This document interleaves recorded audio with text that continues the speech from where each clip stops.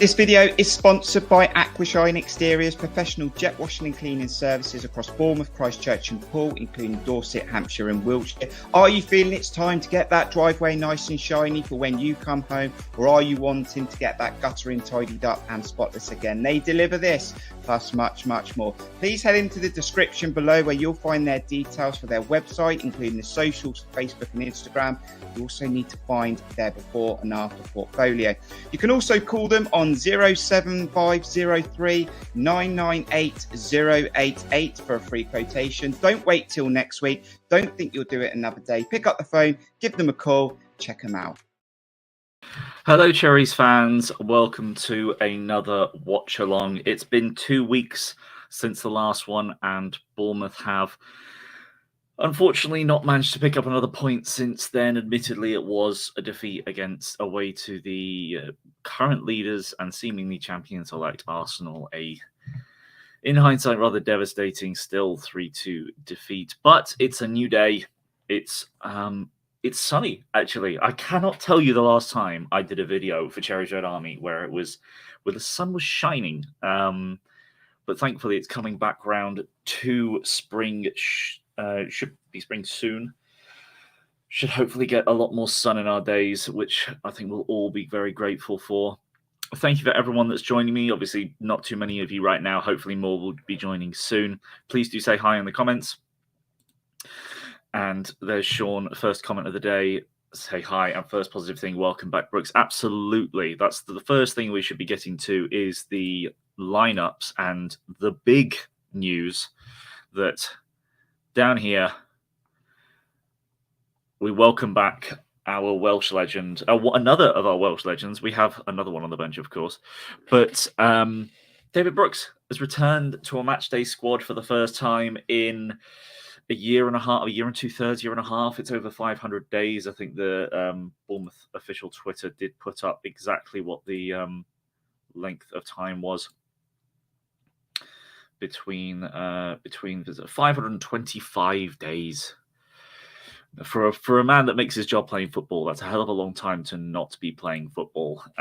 But he is fit, he is well, he is cancer free, and it's a great thing, regardless of the football today and regardless of the result. It's fantastic to see David Brooks back in the squad, and fingers crossed he gets some game time. He'll need it because we'll need him in the run-in.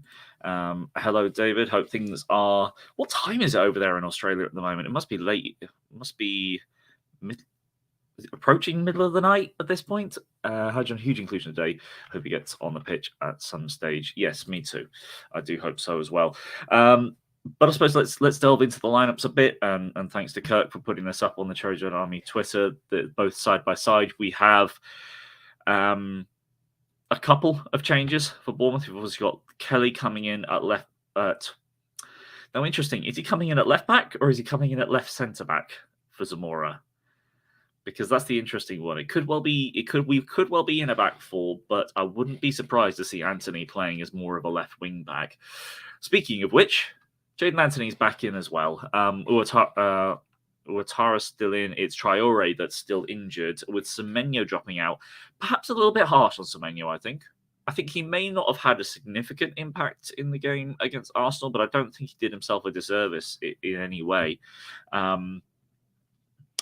David, good time is 11. Yes, okay, 11. So, yeah, thankfully it's the early kickoff. So that's not too bad. Sean, a good surprise with the lineup, a lot more attacking to me. Yeah, it's certainly attacking in a sense of it seems to nominally be a back four. And I think pretty much anyone who's ever expressed an opinion on Bournemouth's back five has said they would prefer a back four. So, yeah, that's an interesting one. As for Liverpool, it is essentially the same team with one change. It's Bajcetic coming in, I believe, is the only change for Henderson. Apart from that, Konate. I think Konate comes in. I'm don't remember what the lineup was against. I don't remember what Liverpool's lineup was against United. I think Konate's one to come in as well.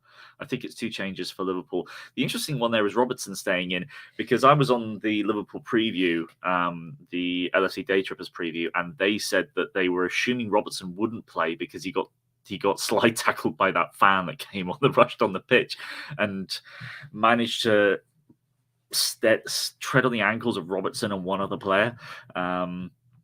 I don't know this. I don't know the well-being of that Liverpool fan, because I'd imagine most of his friends are probably disowning him. Or at least they may well have done if Robertson had been out for a significant period of time. Let's look. SofaScore puts up their formations. We knew exactly what we were going to get from Liverpool. I was never expecting that to be changing too significantly. The big thing for us is, are we able to do anything against Liverpool's right-hand side? Attacking-wise, that's incredibly dangerous. Trent, Harvey Elliott, and Mo Salah, a hell of a lot of talent and a hell of a lot of attacking ability there. Defensively is where that's pretty much every opposition side has looked at that right-hand side and gone, there's definitely a weakness we can exploit there. Is Jadon Anthony the player to do that? And is Jadon Anthony going to be able to be the player to do that with Lloyd Kelly as a backup when he doesn't get all that forward all that much? I have nothing against Jadon Anthony. It's just that if you're going to play him with Zamora, because clearly those two get the best out of each other going forward, combined with Philip Billing as well, taking his role here. Interesting as well, Billing, Rothwell, and Lerma. I mean, you could see Rothwell playing a bit further forward, but I'd imagine that's probably going to be a 4-3-3, more matching Liverpool. I'd imagine Lerma being the deeper, Billing playing as the left 8, and Rothwell playing as the right 8, which I think is what a lot of us probably would have wanted to see against City. To pack the midfield a little bit more, because we allowed City far too much space in midfield, pack the defence, and it completely backfired on us. It didn't work at all for me. So that'll be an interesting one, how that midfield sets up. And lastly, this is the one that really worries me at the moment. Adam Smith going up against Darwin Núñez. I'm concerned about that one. I am. I don't have anything inherently against Adam Smith. I just feel as though that is a physical mismatch that I am not looking forward to seeing. Núñez has the pace to beat Smith, and he has the strength to beat Smith comfortably, and he has the height at the back post as well, which is something I'm also really worried about. I think Darwin Núñez with a headed goal was a pretty decent bet, I would say.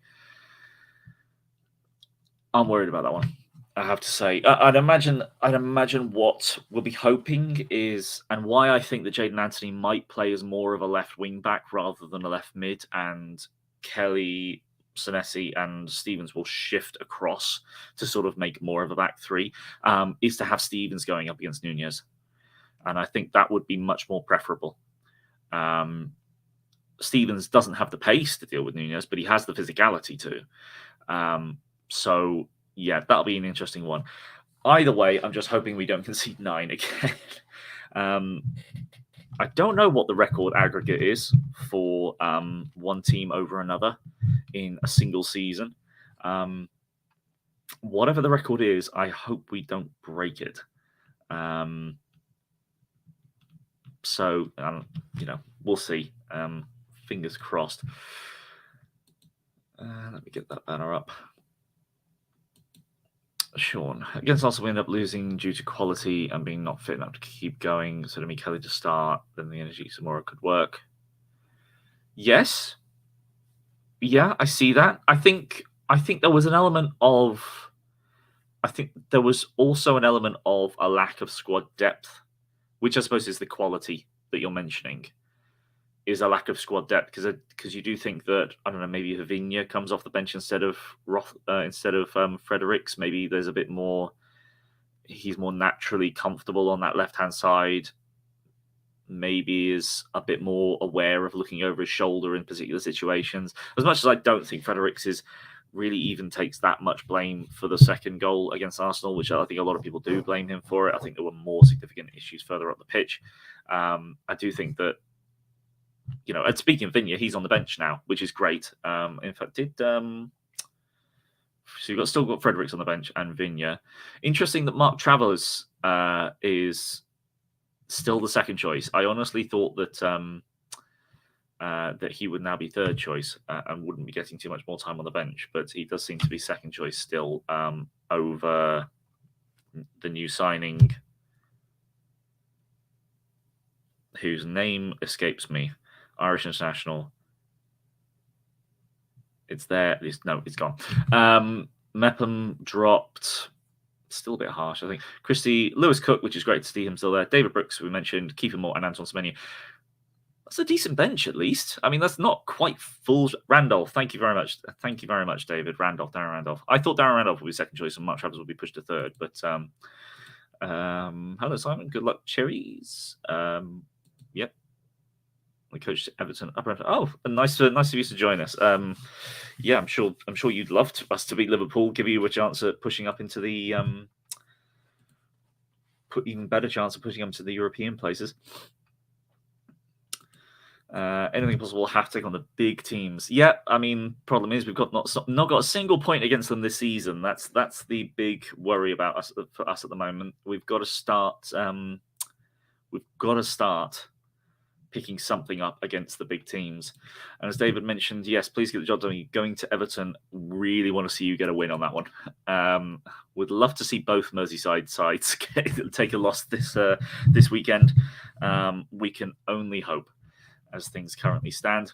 As for Liverpool's bench, you've got Adrian Tsimikas, who I think quite a few Liverpool fans will start, but not Matip's back. Artur, who's not played a minute. I think one of the worst loan signings in Liverpool's history. James Milner, Fabio Carvalho, who scored against us in the reverse. Henderson, Jota, and Firmino, who was brilliant against us in the reverse. So very different. I say very different. Gaipo, from the sounds of things, has been trying to play quite a Firmino-like false nine role. So I'll be interested to see what that's like over the course of the match. Right, 15 minutes to kick off.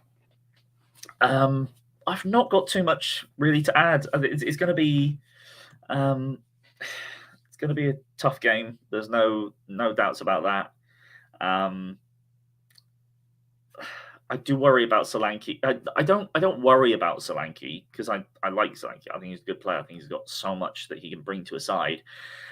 I just think that going up against the man mountains that are Konate and Van Dijk,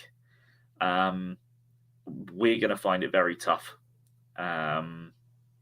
Really creating too many attacks with long balls, particular. It's going to have to be the counter-attacking game, as we've looked to slowly build up on. It's slowly improved our counter-attacking game. Ouattara should have scored against Arsenal early on in the first half to give us a second goal, which was a really good counter-attack. The most important player for that, for me, is Philip Billing. I really don't think it's a controversial take to say that he's been our best player overall for the last at least 18 months. I think while he has had the odd poor game and the odd minor dips in form, his work rate is nothing compared to what we were worried about, what we were going to be getting from him. And when he was playing in midfield 2 for us in our relegation season, the stick that he was getting from all of us, from me particularly, about just he can't play in a midfield 2. Him and Lerma doesn't work. He doesn't put in the effort. He's not doing this. He's not doing that. He gives up too easily. And now he is a model player. He's got all the ability, and he really puts in the effort, and he breaks up attacks and starts attacks for us. He's so important for us. While Lerma, we know what we're going to get with Lerma, and Rothwell is starting to show what he can do. Almost everything good for us goes through Billing at the moment. Simon, I love following Cherries Army. Back to the net. Great comments from you. Thank you very much. Yeah. Back of the Net is also another great fan channel as well. They're the big one. We're the second team, as it were. Happy to always provide another opinion on the football. Actually, winning headers is into yes, he's going up for headers and winning them as well. You would hope so from a 6'4" player that's generally the tallest one on the pitch. He is actually getting himself together with headers. Just pull up billing stats here actually. There. Philip Billing. This is FB Ref. If you've never used it before, it's a great resource. Just shows up sort of what he's doing relative to this over here shows up what he's doing relative to other players in his position. So in comparison to other midfielders, he is in the top 5% of goal scorers, non-penalty goal scorers for central midfielders.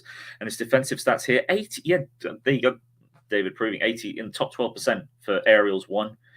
Massive on clearances and blocks, but touches in the attacking penalty area is actually an interesting one. Anything else that really stands out here from the full scouting report? Goals and assists, obviously. His shooting numbers look great. Goals per shot, top 3%. Shots on target, top 2%. Passing, not so much, but to be fair, I think that the entire team struggles with passing at the moment. And we have the lowest percentage in the division in terms of lowest percentage of possession in the entire division at the moment. I think still, last time I looked that up was about a month ago, but that won't have changed. Mixed bag on most things. Defensively, he's obviously there putting not necessarily in the sliding in and diving into blocks, but he's getting himself in the way of a lot. His passes blocked is nice and high. He's always been good at interceptions, whilst keeping hold of the ball from the block pass is not as high as we'd like it to be. His passes blocked is lovely and high. Touch of the attacking penalty area is quite high. A lot of more middle of the road stuff, but to be fair, you're in the team at the bottom of the Premier League. Some of these stats being as high as they are is still very impressive. Please do put any questions you've got in the comments. With the build up to this game, there's not really too much to look at. We definitely don't want to touch on the last game for the most part.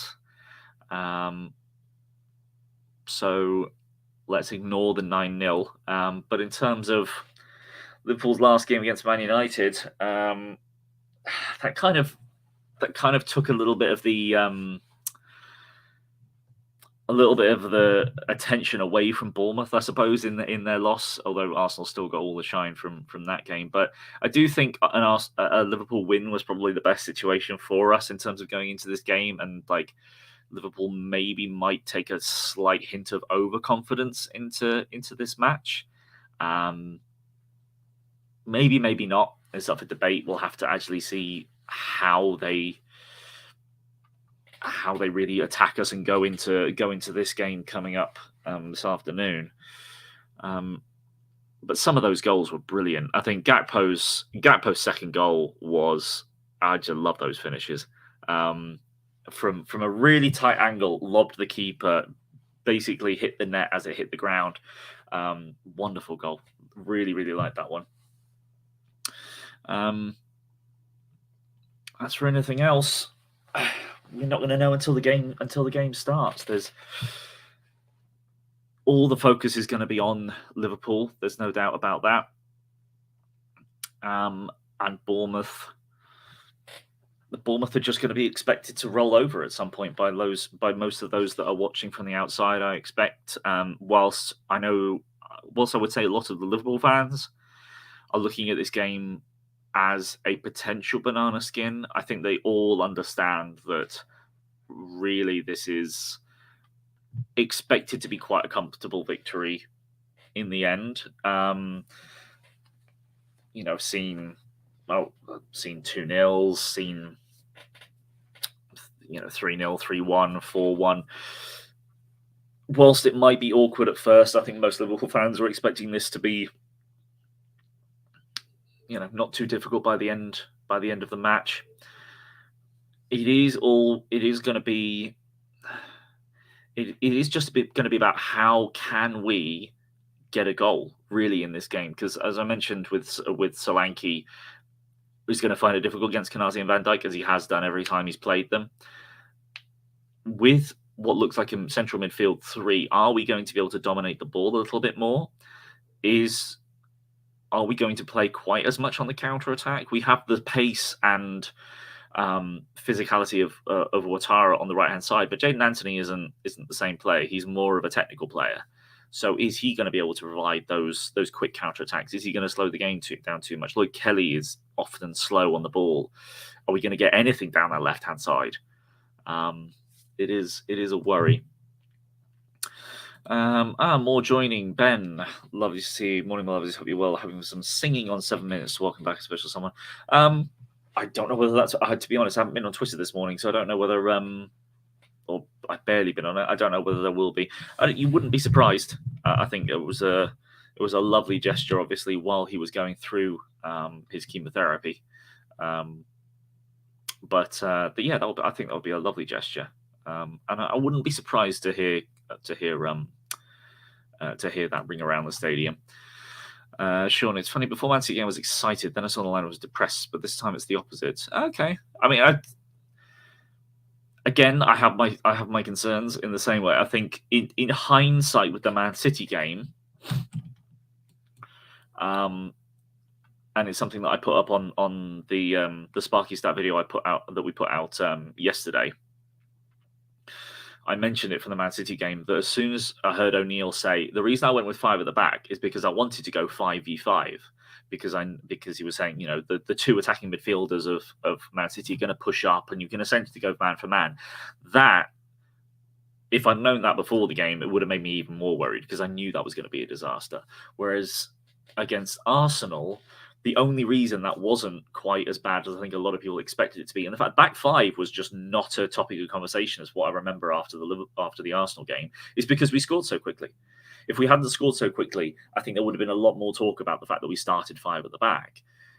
This game, as I said, it looks like it's a back 4. We certainly have a much stronger midfield. There's more men in there, which is great. I think we definitely need that, and I'm excited for that, to have Billingham and Rothwell in there. I do wonder, how defensive is Anthony going to be?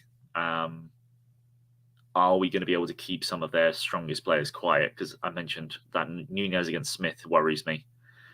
But we'll see. We'll have to see. Lloyd Kelly getting chucked in a game like this, when even at the best of times he backs off too much from attackers. Got to have a lot of faith in him to bring him in when we have two recognised left backs. Admittedly, that's something I noticed. Zamora's not on the pit, not in the matchday squad. Is he injured? He's got to be injured, because if Vinya's getting on the bench ahead of Zamora, then Zamora must be injured, which I think then comes back to the Arsenal game, and the fact that Zamora was taken off does make you think that actually it wasn't just the fact that he was tired. He had an injury of some description, because if he's not in the matchday squad at all, then that's an interesting one. I don't know whether anyone's seen anything on Twitter about Zamora being injured.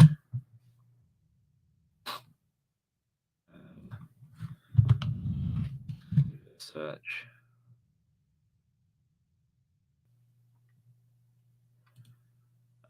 Alex, someone just sent a group chat about contractual being down the shoulder. I would be very surprised if that was true. That does seem somewhat conspiratorial. Just say TalkSport. I've got a Mr. and Mrs. between Zamora and Anthony. I'm gonna have to watch that after the game. And those are more in the squad. Oh, no, to be fair, Alex, Jack Tanner of Bournemouth Echo, I understand that Jordan Zamora's admission is not due to injury.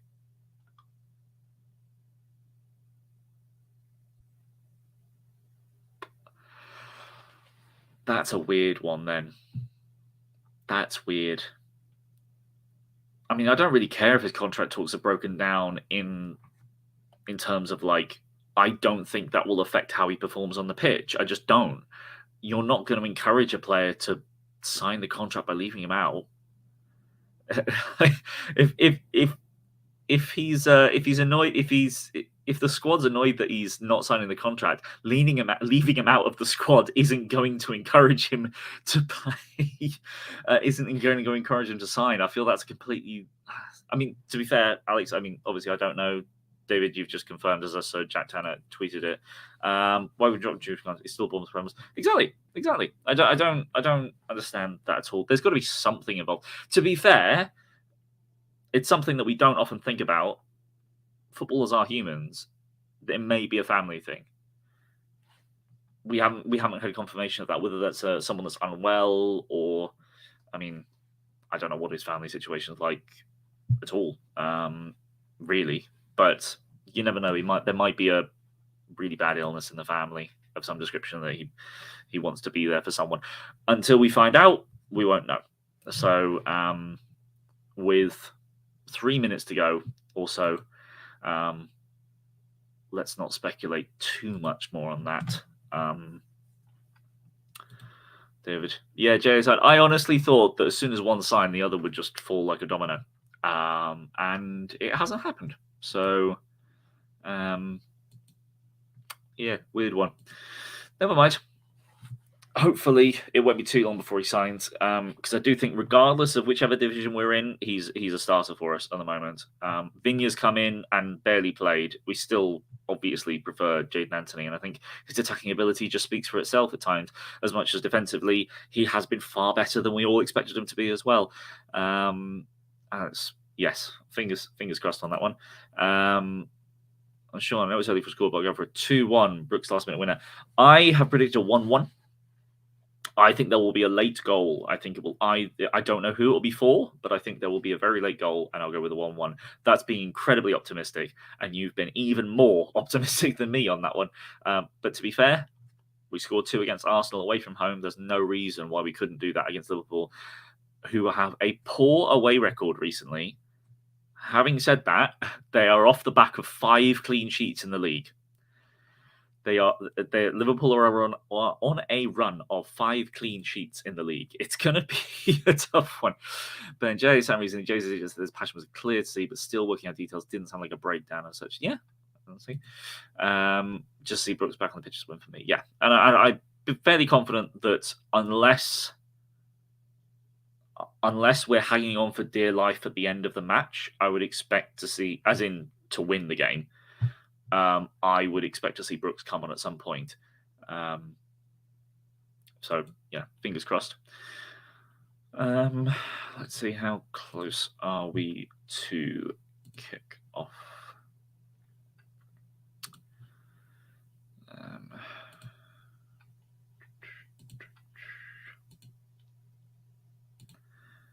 Shouldn't be too long now.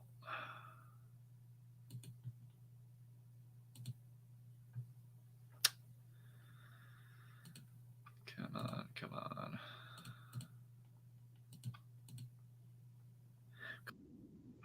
Of course, I believe it's BT Sport this time around, isn't it? Hello, Kirk. Hope you have a good time live.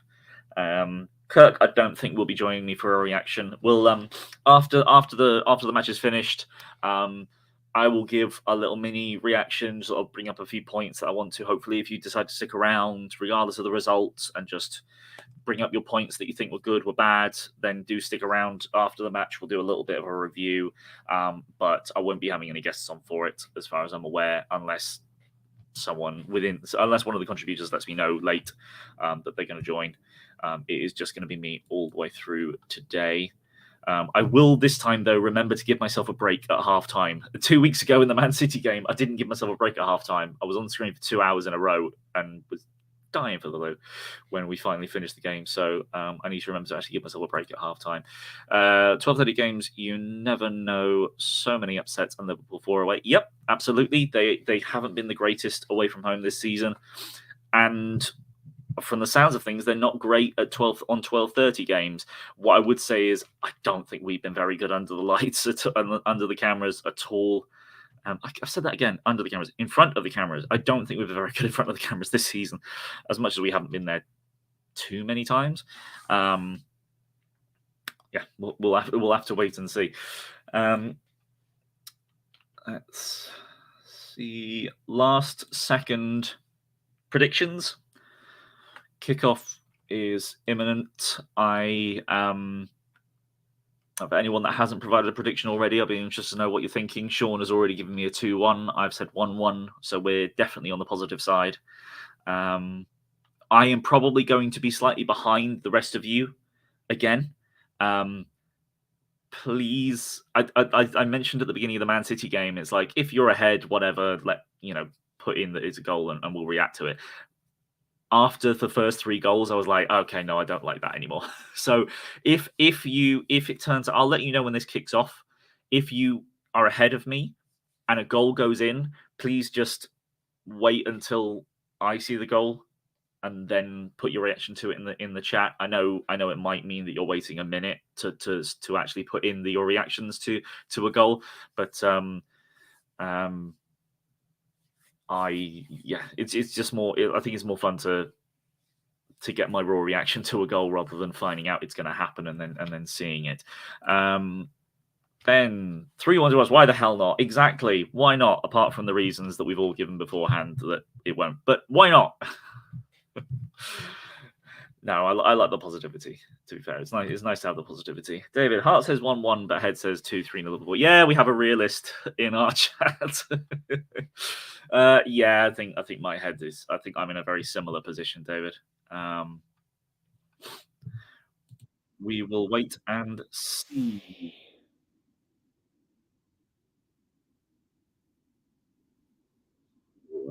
Kickoff just happened. So that is the position we're in. For those of you that are, I hope you're all watching as well. We're 15 seconds in. Bit of head tennis at the back, but Solanke trying to take it round. Van Dijk can't keep hold of the ball, unfortunately.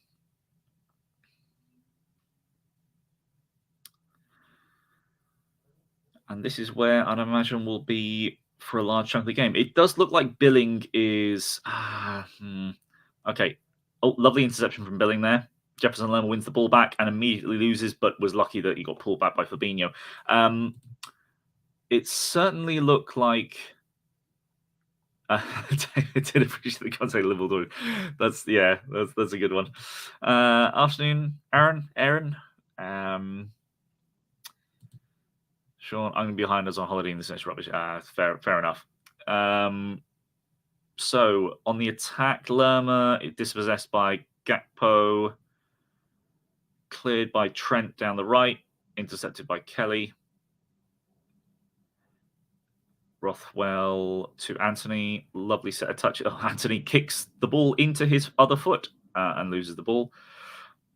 Certainly even so far. From the looks of things, it does look like it's Billing playing as the number 10. I say number 10. We've often played this as more of a 4-4-2. I'm hoping to see Billing come deeper because I would rather us pack the midfield a little bit more rather than have him playing as a second striker.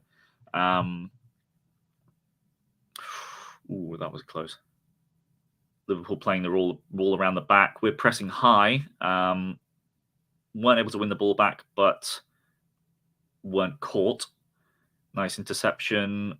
Lerma needs to be careful. But that's a nice little bit of play. Anthony looks like he was pulled back off the ball, but the ref hasn't given anything. He was never going to get to this ball, but no, there's nothing in that. Jay Lancey lost his footing. Maybe the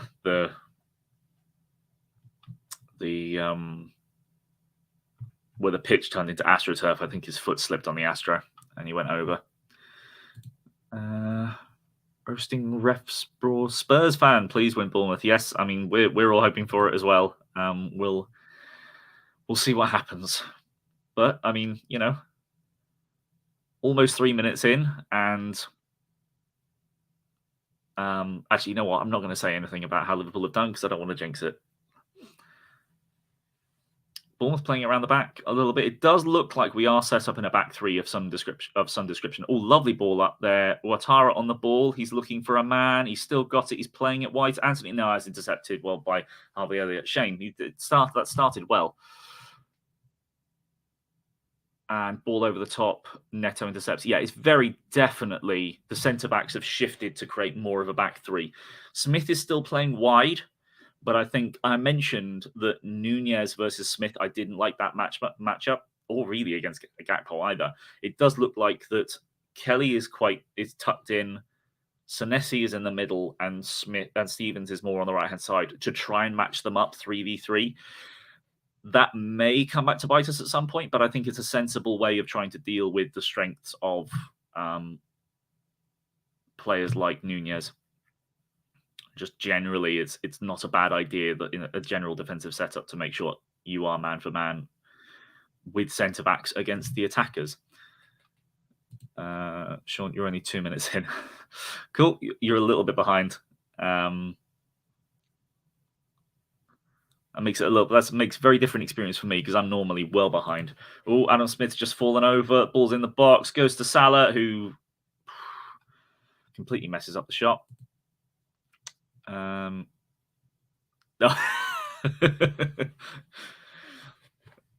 dear. We're trying to make friends here, Ben. Good one. Nunez with early worries predicted. Yep, as I said, that is one of my biggest worries in this match is Nunez on Smith. I've mentioned it about 5,000 times already in the space of 30 minutes. But we'll see. That did look like a little bit of a nudge in the back, but we'll wait and see how that progresses. Anthony going up against Alexander-Arnold prevents the cross, but does give away a corner.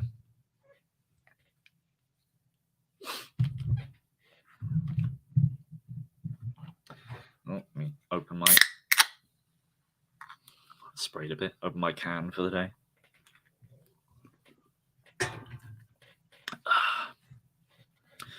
Love me a Pepsi Max.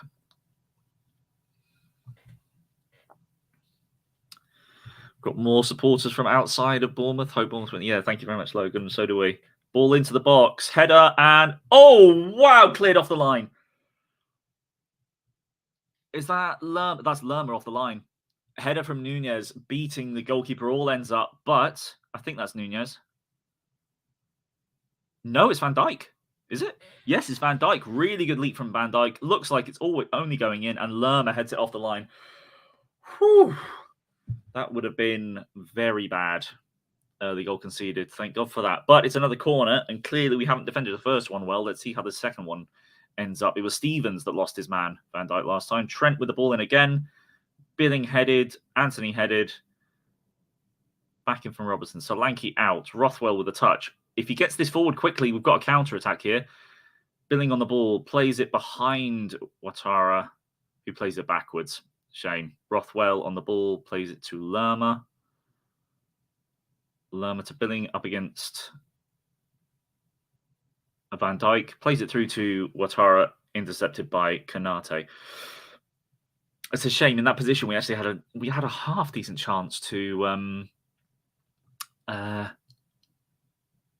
make a counter-attack there, but just didn't quite push it on. Smith on the ball on the right wing, tries to get a cross in, doesn't go out.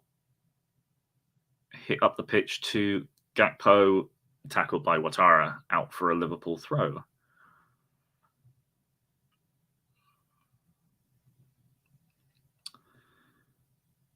I mean, Bournemouth haven't produced like a chance of note yet, but it's been more even than I expected it to be. There's definitely more of a Bournemouth are at home, they need to be more proactive sort of feel to this game. It's similar way to the Man City game, to be fair.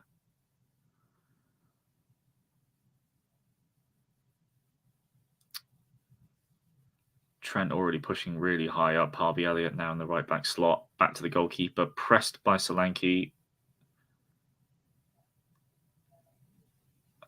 That's good work to win the ball back.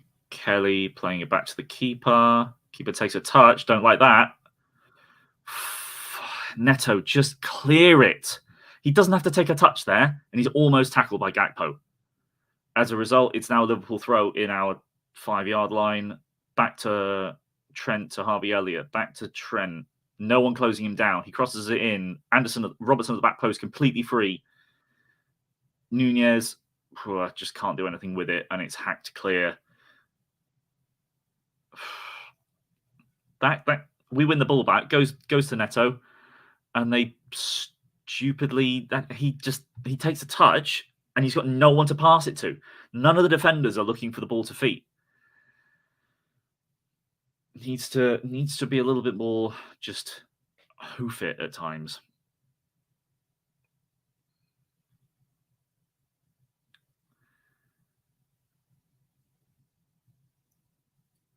Harvey Elliott on the right hand side, Salah coming quite deep.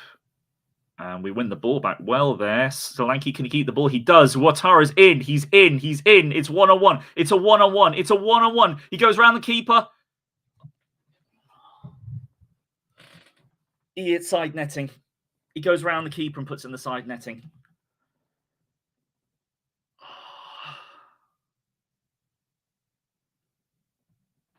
That's the problem so far with Ouattara. He's got assists, but he hasn't got any goals. He has not seemingly got that killer instinct.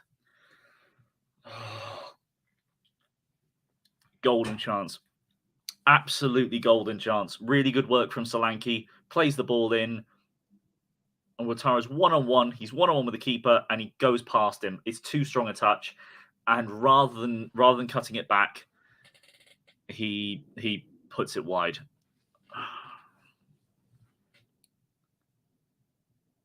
And unfortunately, ball over the top. Stevens can't get it back to the keeper. He heads out for a corner.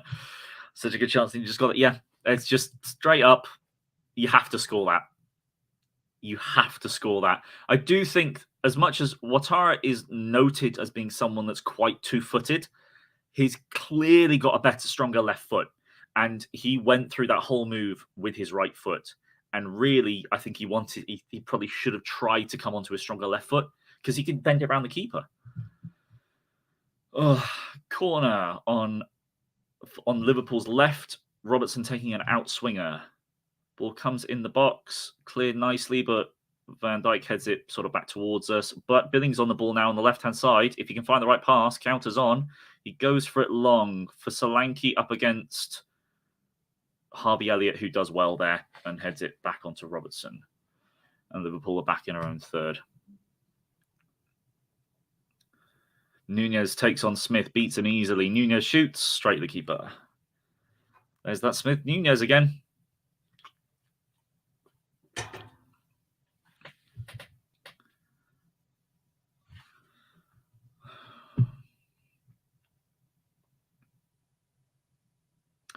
Playing around at the back again. Not a fan, but we do at least give Stevens a chance to clear it, and he hits it straight out for a throw. Awkward. Very awkward.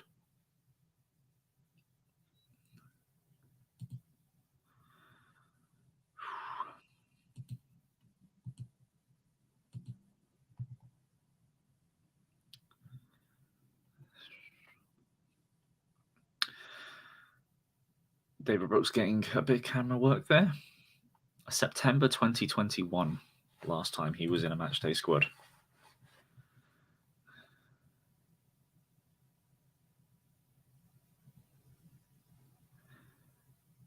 Bajcetic on the ball to Konate. Konate to Trent on the right-hand side.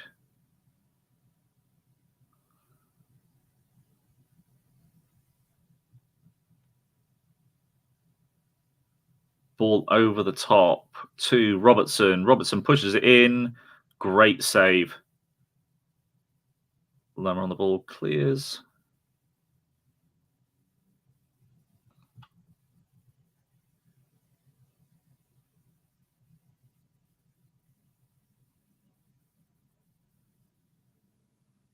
Darwin Nunez plays it across the box to Harvey Elliott, who plays it back in again.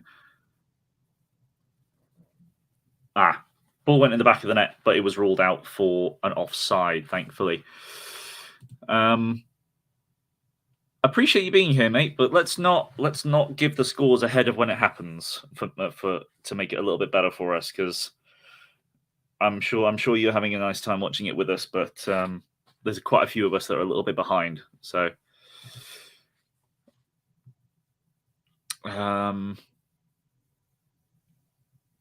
but I do welcome you. I'm glad to have you here. Thankfully, that was ruled out for offside. Thankfully, it was very close. But Adam Smith, again, he got a tiny tug on the back on his arm, and he's immediately gone down. He's a bit too happy to just go down at the slightest contact. Unfortunately, those were some balls over the top as Salah's on the attack. Actually, Salah doing a good job. He puts it into Nunez, but can't control it. Balls over the top are an issue already, particularly from right to left. We've had Smith caught out a couple of times with balls over the top. And like I said, back post, him against Nunez is a worry. If I had put a bet on today, I probably would have put it on Nunez scoring, ideally probably with a header. Although that is a lovely tackle from Smith. But then we can't keep hold of the ball, which is a worrying theme. Long ball intercepted, but falls to Harvey Elliott. Oh, that's a really good ball from Gakpo to Bajcetic. Harvey Elliott on the edge of the box. He pushes it out to Alexander-Arnold. Crosses first time, intercepted by Kelly and put out for a corner.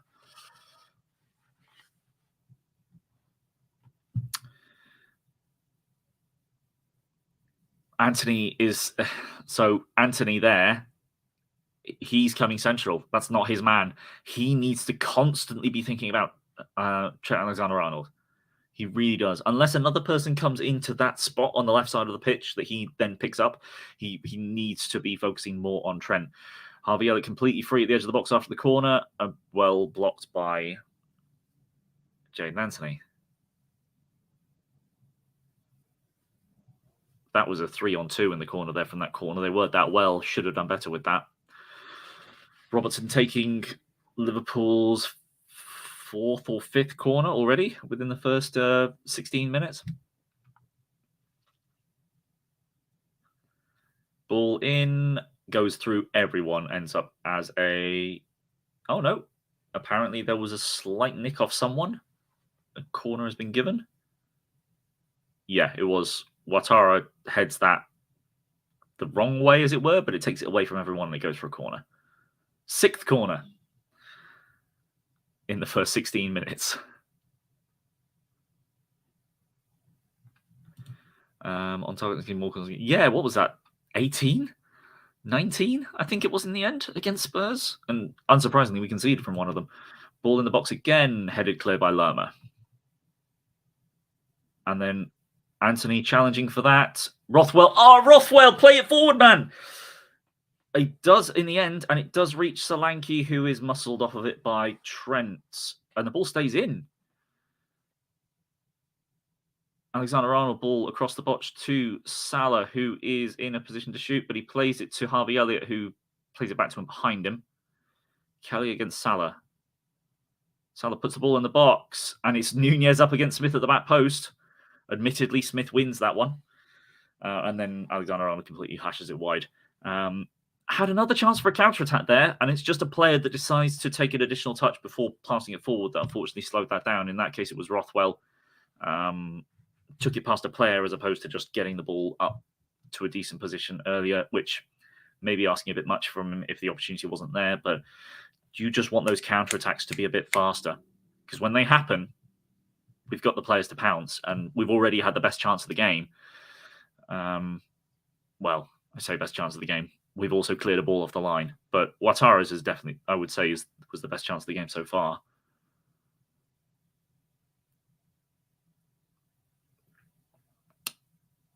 Cleared up the pitch by Stevens. Konate heads it back to Alisson.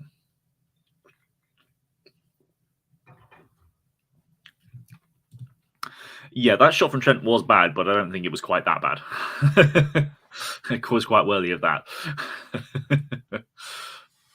We got a goal kick from it. That's fine.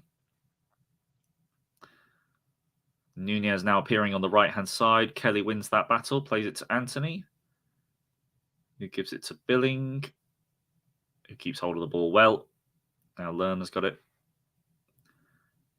Kelly looking for a ball over the top. Kelly plays those balls far too often. He's got to know that in this match, you've got Solanke going against Konate and Van Dijk. He's almost never going to win that battle. you can like Solanke as much as you want. Konate's a man mountain. He ain't losing that physical battle, and I don't want to see Kelly playing those balls over the top as quite often as he usually does. Lerma doing well there, and then fouled. Well done.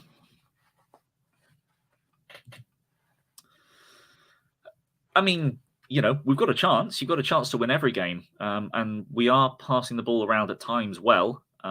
You've just got to create those chances. So far, we've made one incredible chance and not scored from it. We've got to start creating more chances. But it's early. It's early in the game. Still 20 minutes in. Rothwell in the middle of the pitch takes the ball, goes. Oh, thought he was going to go past Pavino, but gets pushed backwards.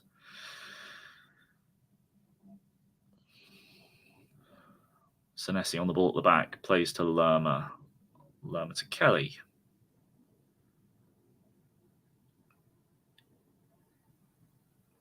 Senesi takes on Gakpo and wins it, gets to Billing, then Anthony plays it through to Billing, who's onside, behind the back line, plays it in. Oh, that was a good cross, to be fair. But Alisson does very well to claim that.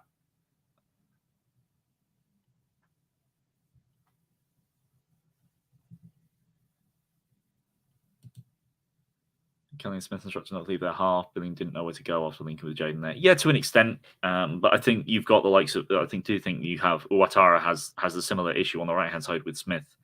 For basically every match he's ever played for us. Sean, impressed with the pressing so far? Yeah, but I think the pressing against City was also good. Not to say that this hasn't been good, and we've actually done more with it in this game than we did against City. It just shows that there have been levels of improvement, steady levels of improvement. It's just, have we reached the point where we're actually going to get something from these games? Ouattara on the right hand side crosses the ball in, high cross. It's just too high for Billing and not long enough for Anthony. Cleared by Trent. Lerma wins the ball well. Jaden Anthony probably could have shot there, to be fair. Tries a cutback to Billing, intercepted well by Trent, I want to say, who then whacks it clear.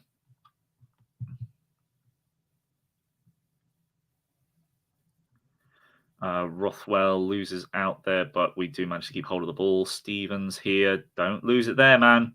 Don't lose it there. He does well. Anthony finds a position to receive that. Plays it back to Kelly. This has got to go to the keeper, surely. That's to Senesi, who plays it long. Good. Solanke, who takes it down and plays the ball to Billing. This is really good play. This is a lovely move. Oh, Ouattara, you're in, but you're miles offside. Yeah, he couldn't make the most of the chance. He was tackled by Van Dijk, but he was offside. It was miles off, which was silly. But it's just another opportunity that we almost create. And there was some really nice passing there. Ouattara was. Oh, to be fair, that was close. Trent was deeper than you would have thought, and probably could have been keeping him off on side there, but I don't think it was. I think they're trying to and taking chances where they can. Talking about Bournemouth, I mean, yes, but I think Bournemouth just set up awfully against Liverpool and weren't at the races at all, and Liverpool were bang on it. It's, I think there's a number of factors, but this Bournemouth team are definitely better than the one from last time. And I think our formation, for one, is a better. Well, the players are better this time around, without a doubt. We had quite a few injuries in that last one. Graham, nice to see you, as with offline as well. I'm surprised Liverpool feels such a good team. The next 5 games being very tough. That might show their intention for top 4 finish, unless the players trying to get injured. Yes, I mean, they do have. I would say that they're probably just looking to continue their confidence from the last game against Man United. I think a lot of the Liverpool fans probably wanted them to name a similar strength side to take confidence from the United game into this game, win this one, and then move that into the Real Madrid game, which obviously needs a hell of a lot from it. But obviously, bear in mind that after the Madrid game, the match against Fulham has been postponed because Fulham have got into because of the FA Cup, I believe. So they've actually got a week and a half break after the Real Madrid game. So I don't think there's quite the need to make any changes.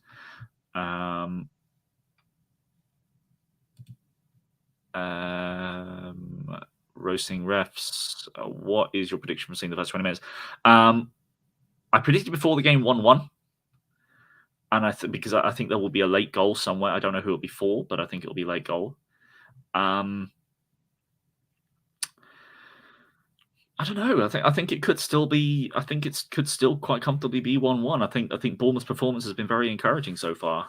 There's no reason for us to believe that we can't score. Our counter-attacking looks coordinated, and we've actually been pretty darn good on the ball, which is good to see, because there've been far too many games where, even particularly against the big sides, we'll defend well, but we can't keep hold of the ball. Well, I say defend well.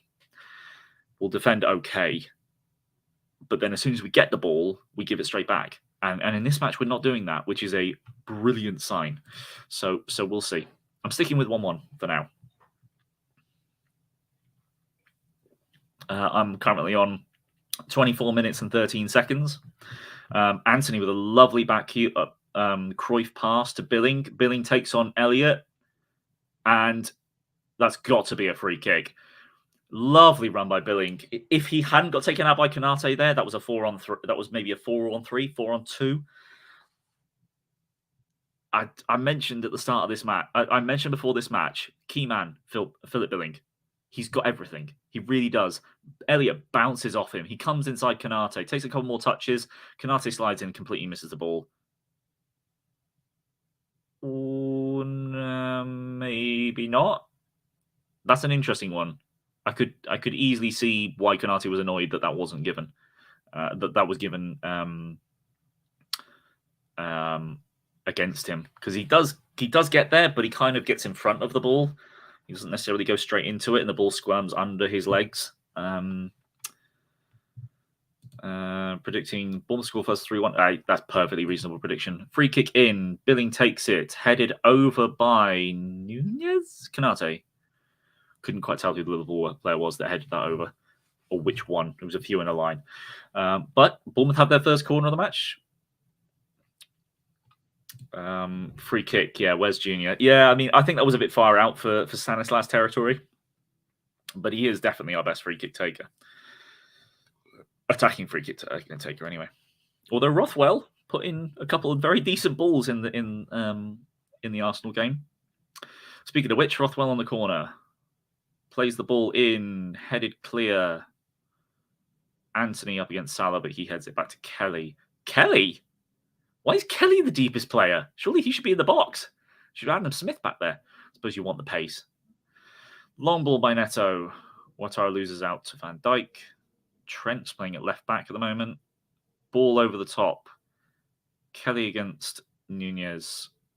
Falls to Adam Smith, who gets brought down by Nunez. So he does well there.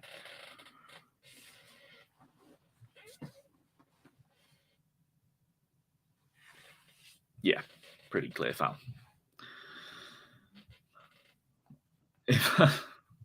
In fact, apparently so far, Liverpool have given away 4 fouls and Bournemouth haven't given away 1.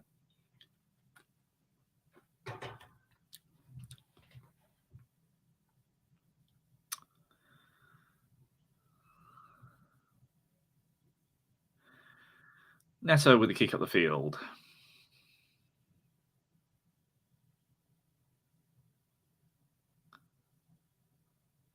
Cleared back to Neto.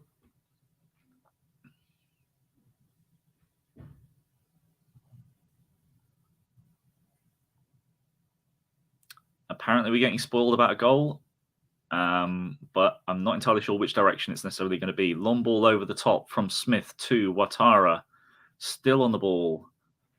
Still on the ball, Ouattara. Ball in the box. Billing!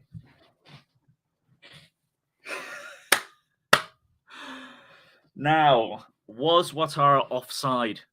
This will be the interesting one. Philip Billing, top scorer. He is... What did I say about Phil Billing? What did I say? What did I say about Phil Billing? This will be the interesting one, though. Was Ouattara offside? Oh, he's on. He's got to be on. That freeze frame tells me he's on. He's on. Ouattara there absolutely does Van Dijk, who ends up standing still there. And there's Phil Billing. That's Ouattara's third assist for Bournemouth. Pulls the ball back well, and lovely. Yeah, he's got to be onside. Oh, yes!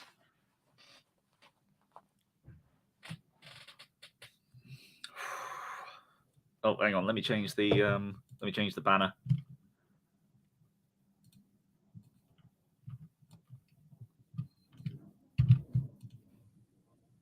AFC Bournemouth 1, Liverpool 0. Although, admittedly, a couple of you ahead of me, but I'm pretty fairly... Yeah, good. That was, confirmed. Just confirmed. Down to the assist machine so far. If he could just score, we'd be 2-0 up. It's not the first... Actually, to be fair, it's not the first time he's ended up 1-1 with a keeper and not scored. He's done it against Arsenal, and so far he's done it against Liverpool as well.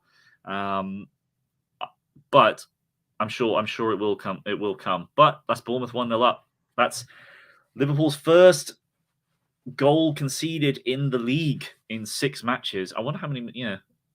I'm sure we were approaching the point where they were going to start talking about like minutes. They were approaching 800 minutes without conceding. I'm sure it would have been reaching some point like that. But yeah, Philip Billing again. Ouattara with another assist. Lovely start. That takes us out of the relegation zone. Would put us above West Ham by a point. Would drop Leeds into it. Puts us level with Leicester City. But we do have the worst goal difference in the league. That's the difficult thing for us at the moment. Because we've got such a bad goal difference, it's essentially an extra point. Question is, can they keep the lead? Knowing us, probably not. But not only do we have the advantage now, it's that this actually allows Bournemouth to play the same counter-attacking style as we want to, because Liverpool have to press high. They have to press high. So they have to really be proactive in this, which allows space for that ball over the top for Ouattara. It allows space for other opportunities for us to get men in behind. Whether we do that or not is obviously the other thing. But in theory, this just continues to build into the way that we want to play. We want to play on the counter. Come on, Bournemouth. Yep. Played well so far. Come on, the Cherries. Half an hour gone, 1-0 up. That's where we were last week. That's all I'll say. And that did not end well. But today's a new day.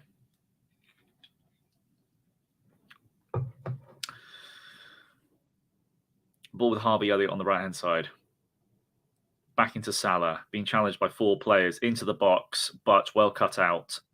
Jadon Anthony with the ball, does well. Yeah, clears it. Good decision. Whacks it down on the pitch, and now Alisson has the ball almost on the halfway line.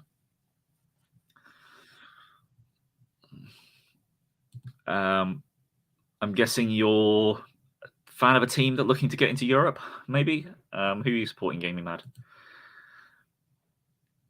Or who do you support, rather, if you want to see Liverpool lose? I don't know whether you're an Everton fan or... Well, I suppose if you're an Everton fan, then you'd want Liverpool to win so that Bournemouth stay down there, I suppose, probably. Long ball into the box. Ouattara wins the ball ahead of Nunez. Solanke loses out. Oh, Chelsea. Oh, well, I mean, as much as I'm sure you'd love Liverpool to lose, I don't think you're going to be getting into... To be fair, Gaming Mad, would you rather get 7th and get into either Europa League or Conference League, or would you rather just not be in Europe at all? So I feel Chelsea fans have probably given up already on getting into Europe and would rather just not be in it at all. Sean, ball about Neto claims. Just hope we don't go really defensive level to the one, as it's a long time to go. Yeah, I don't think that we're going to quite do that. I think this setup works well in the sort of attempt to be somewhat man v man. Well, I mean, it wasn't on the 7th minute, Ben, I don't think, unless I didn't hear it. If it was, admittedly, I've got it very quiet in my ears. But the David Brooks has gone to warm up, and there's been a David Brooks chant. So, Lerma with the ball very deep, trying to just get rid of it. Hits it down the line. Trent, Salah, Fabinho. Good pressure from Anthony. Ball played wide and missed. So nicely done. Bournemouth throw.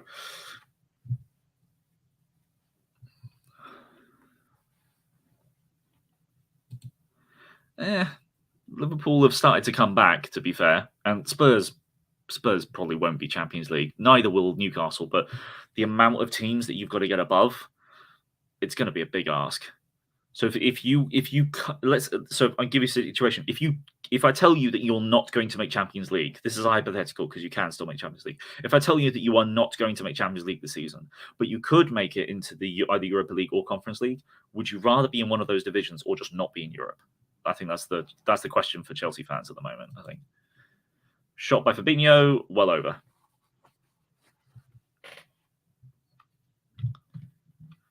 If I want to bring up Sofa score, what are the stats showing at the moment?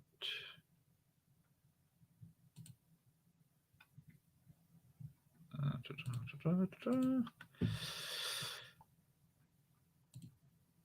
need to reset that. 1-0.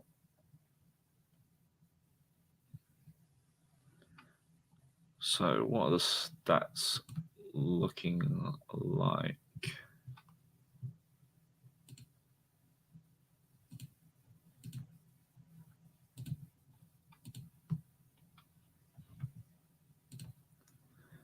So at the moment, Liverpool are winning in most of the stats, to be fair. But we've had two big chances, one of which was missed, the other scored.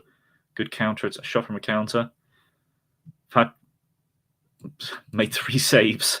Alisson hasn't had to make a save yet. He's only had 1 shot to deal with and it went in. So as you'd expect, a lot going Liverpool's way, but not everything. So yeah, that'll be interesting. Looks like I just missed the chance. While I was looking at the stat, I just missed the chance. Solanke, I think, had an opportunity there and didn't get it. Yeah, that's what I would have expected. I think most Chelsea fans would probably prefer just give us a fresh shot at the EFL. I mean, at the EFL, at the Prem. Wasn't it? And it was under Conte when you didn't have any European football when you won the league because it just gave you that fresh shot. Benson's still got to play us again yet. Might screw that win streak. Yeah. Chelsea's record is not great against us. The referee's just taken out Billing.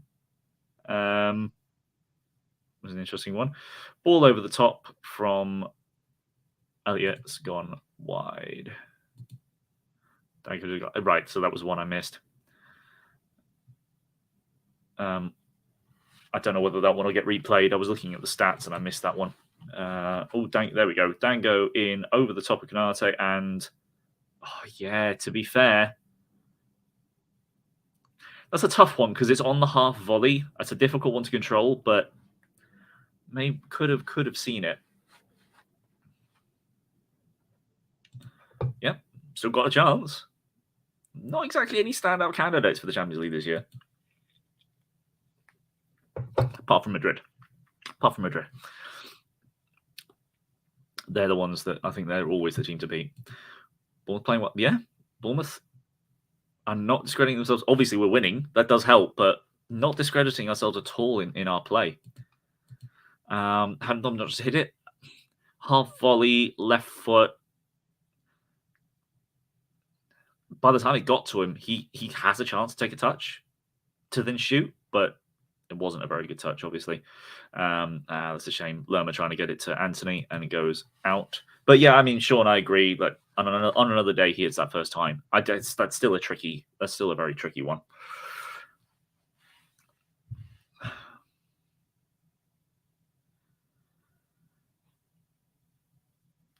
Bajcetic in the middle of the park now, moving forward. Robertson on the left-hand side. Yep. No, Nunez. Robertson's bombing on. Nunez on the ball, crosses it in, miles over everyone, flies out for a goal kick.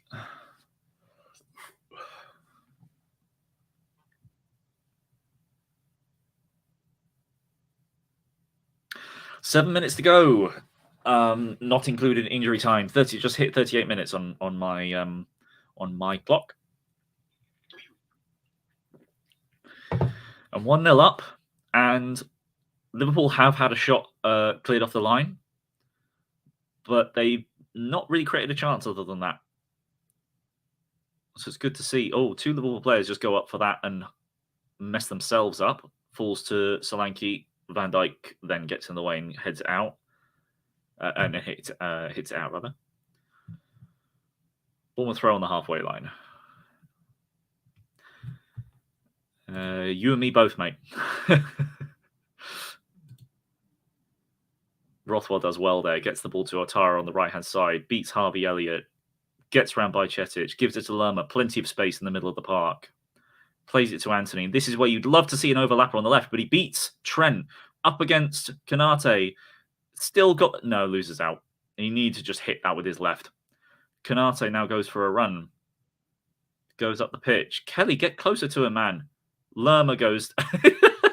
Lerma is going to get a yellow card for that. That was... That's not even a rugby move, is it? That looks more like UFC almost. Kelly doesn't get close to him as he pushes on, so Lerma decides, okay, I'm going to have to do something about it, and then just grabs his shoulder and pulls him down. If he doesn't get a yellow card for that, I'll be amazed. I don't think he did. Did he?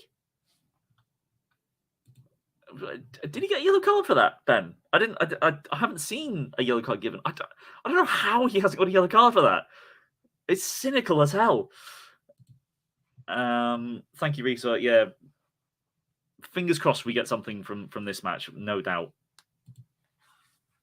They were trying to get a piggyback. I think he was to some extent. He was halfway towards a piggyback. No yellow card. Yeah, I don't know. Am I the weird one that thinking that he should have got a yellow for that? I mean, I think that's... Was it like a brilliant counter-attacking opportunity? No, but it was an attack, and it was a really silly foul. Anyway, free kick from the right-hand side. You've got Trent and Robertson over the ball. Robertson hits it in swinger. Good delivery. Van Dijk. Van Dijk completely free. Completely free at the back post, and he heads it wide. It's a hell of a good ball, but like, who's just left him? Stevens. Okay, this is a worry. That's twice now. Because Steven, it's very clear, Van Dijk is being marked by Jack Stevens, who is a player that we've all really liked in his defensive performances recently. That's twice now he's let Van Dijk have completely free headers from set pieces. If he doesn't get his acting gear, Van Dijk's going to be involved in a goal. He's going to be getting he's going to be getting an assist or a goal in some way. Ball over the top now. Ouattara well tackled by Konate. That's got to be a corner. That's got to be a corner.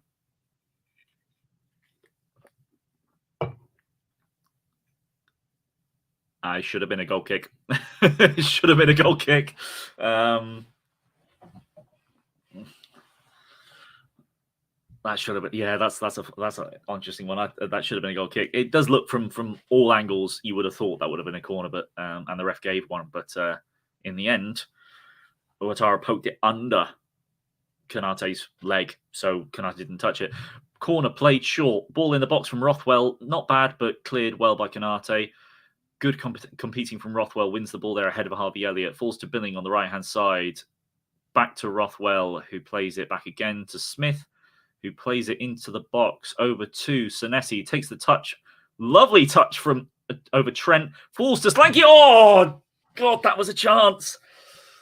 Oh, that was a chance.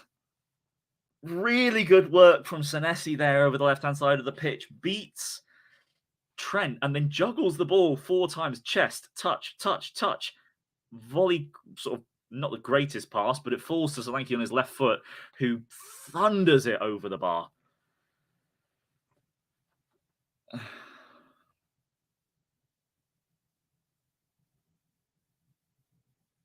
Lerma's ball to Anthony over the top to Solanke. Solanke keeps going. He's wrestled to the ground there, surely. Oh, yes, surely! Oh, that'll be an interesting one. You got Anthony was taken down off the ball. You've got Solanke was sort of wrestled to one side by Van Dijk. Billing comes through and gets tackled, and that's an interesting one. He gets tackled from behind. If the player doesn't get the ball, then you see Van Dijk sort of pushes him over there. Konate, if Konate doesn't get the ball here, that's a red. Oh, it could have been, because Konate does not get the ball here. Ball ends up with Billing. Billing takes it forward. Okay, to be fair, Billing kind of steps on Konate's foot. I don't know. I don't think so. No, I think that's so definitely not a foul that I think if that had been a penalty and given, it was outside the box, so there's nothing that's going to change about that. If a penalty was given, I think it would have been overruled. But I do think Trent should have got a yellow for taking out Anthony off the ball. Ball over the top. Neto, what are you doing? Ball over the top. Our defensive line is 25 yards out, and Neto meets it at 25 yards. Heads the ball straight to a Liverpool player. He's well out. Got Neto, what are you doing?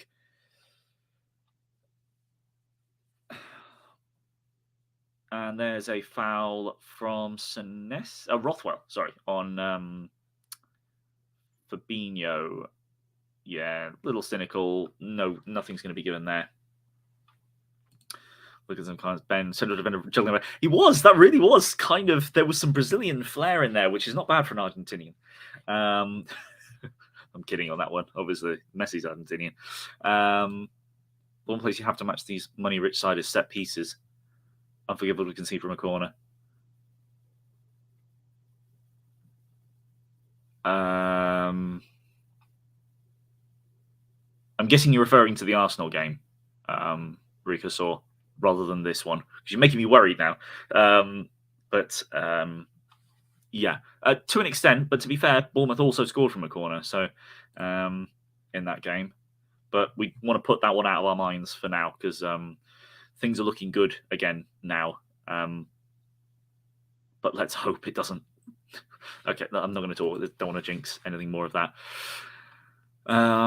Oh yeah, referring to the previous bit, Trent tore down Jaden, then both Dom and Phil were taken out, and there's nothing at all cynical. They were rather cynical, but I mean, I think the ref is going to let a lot more go in this game. But there's half time.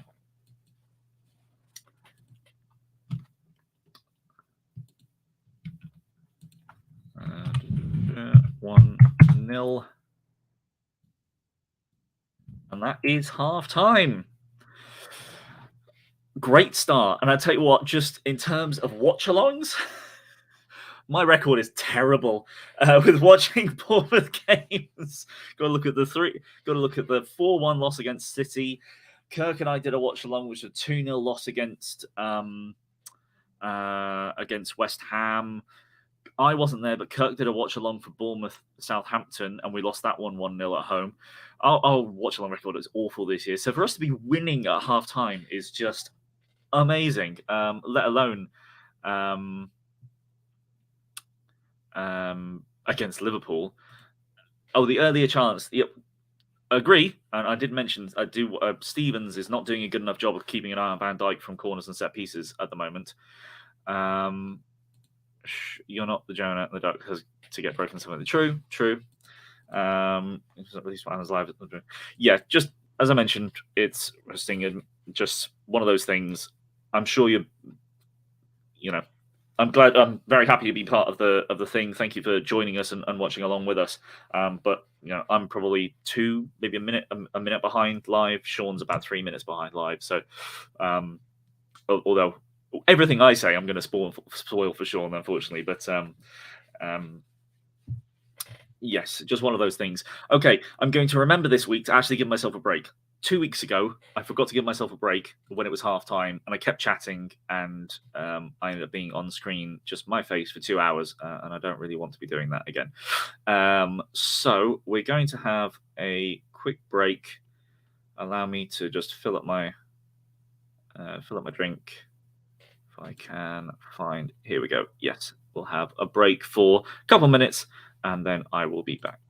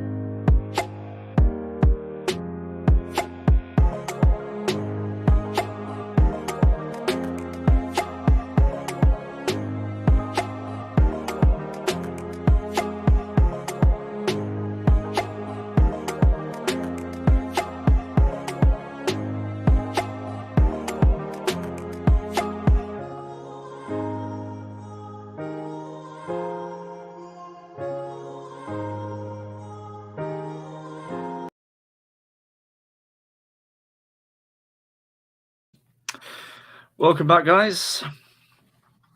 Hope you're enjoying your break. Thank you very much, Game Mad. Thank you for subscribing. We're not a huge channel, but every subscription really does help push us in the YouTube algorithm. Please do give us a like as well. I haven't asked yet for any of you to give us a like. If you are enjoying my deluded ramblings, then please do hit the like button as well. It does help. Everyone says it helps, but it does. There's a reason for it. Sean, I'm going to say about 20 seconds ahead now. I'm always behind. David, how about a game clock so people can pause and see what we've read? We don't have that in place at the moment. It's something I'll ask Kirk about to get a game clock in. But I would say, to be fair, with regards to us having a game clock, one of the best in the biz in and does his Saturday live streams, who, oh my god, is Why is his name escaping me? EFL content. But my name has. I don't know why. I've blanked on his name. There's a really good EFL YouTuber who does watch-alongs. Does like a Saturday 3:00 watch-along just to sort of keep across with all of the things that are going on in the EFL. And he does live games as well. And he generally doesn't have a watch-along a clock either. I think you need to spend a bit more on the setup to get those clocks in. Benjamin Bloom, that's it. Benjamin Bloom, who if you do keep across any EFL content at all, you should be familiar with because he is brilliant at his job. All the big channels, I think, have those watch-along clocks, but we don't have one of them set up yet.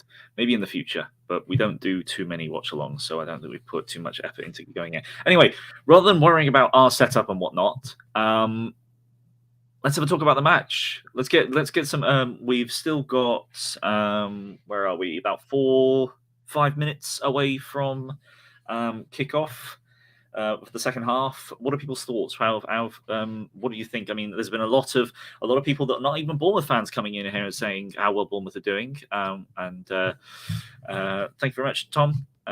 Thanks for your comments. Please do give us a like if you've appreciated the stream.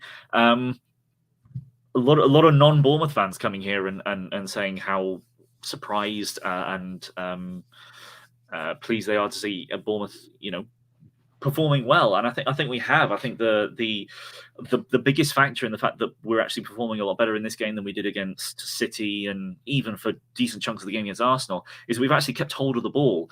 Liverpool haven't pressed as much as I think they should be doing, because I think we can struggle to keep hold of the ball if we are really properly attacked when in possession. But Liverpool aren't doing that enough.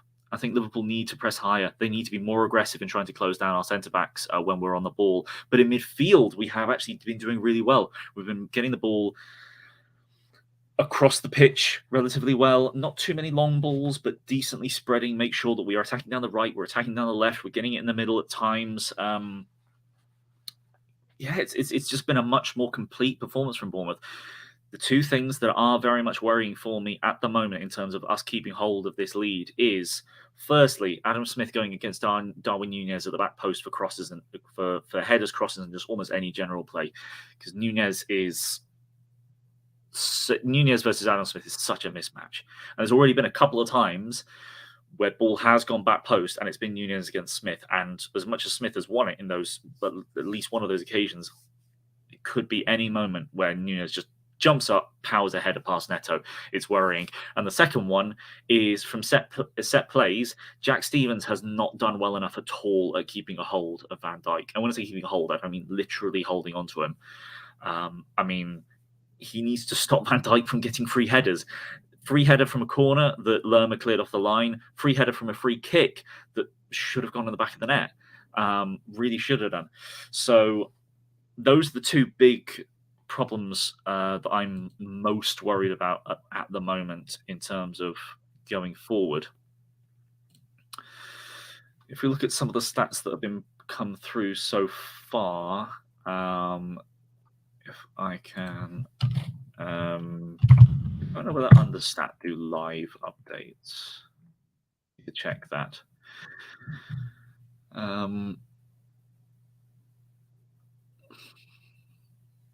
God, FotMob's taking ages. I want to get an XG report up. Although player average positions, this will be an interesting one to look at. That's much higher than the last few games. I mean, it's still quite deep. But we've actually got 4 players that are more often taking touches in the opposition half than our own. So it's fantastic. As opposed to Liverpool, again, wow, that is a really weird formation. Look at the complete absence of anyone in the middle of the park for Liverpool. Gakpo, 43 is Gakpo. No, that's Bajcetic. Gakpo, where's Gakpo? Where is Gakpo? 18. He's back here. He's the striker. Gakpo's not got involved enough at all. Robertson is currently higher than Gakpo in average positions because of his touches. Gakpo's been so completely absent in this match so far.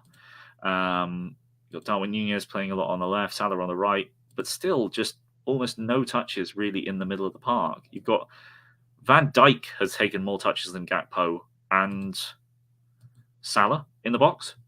Nunez has taken a few more. But yeah, it's a really weird one at the moment. And I would expect something to change. I wouldn't be surprised if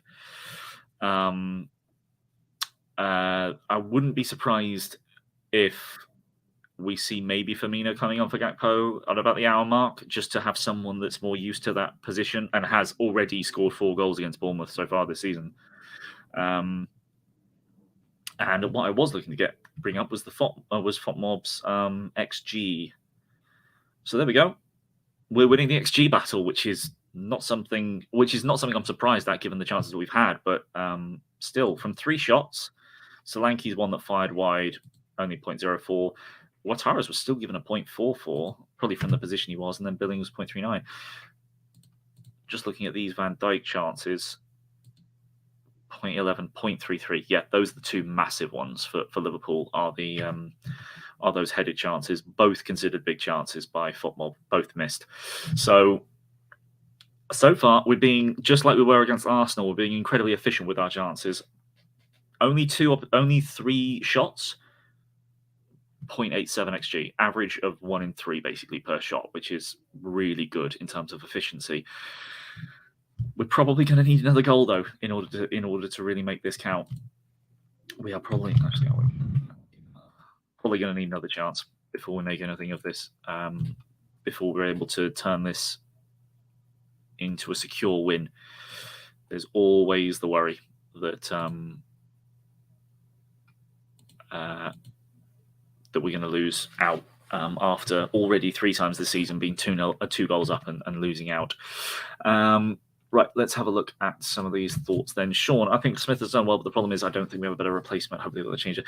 Yeah, not necessarily a better replacement. I do think as I mentioned at the start of the match, and as I mentioned a few previews, I wouldn't have been surprised if he'd picked Fredericks to play, just purely because he's taller, he's faster, he's just more physically capable of dealing with Nunez. Not that I think that that's necessarily a great matchup either. I think Nunez still wins that battle, but it's better.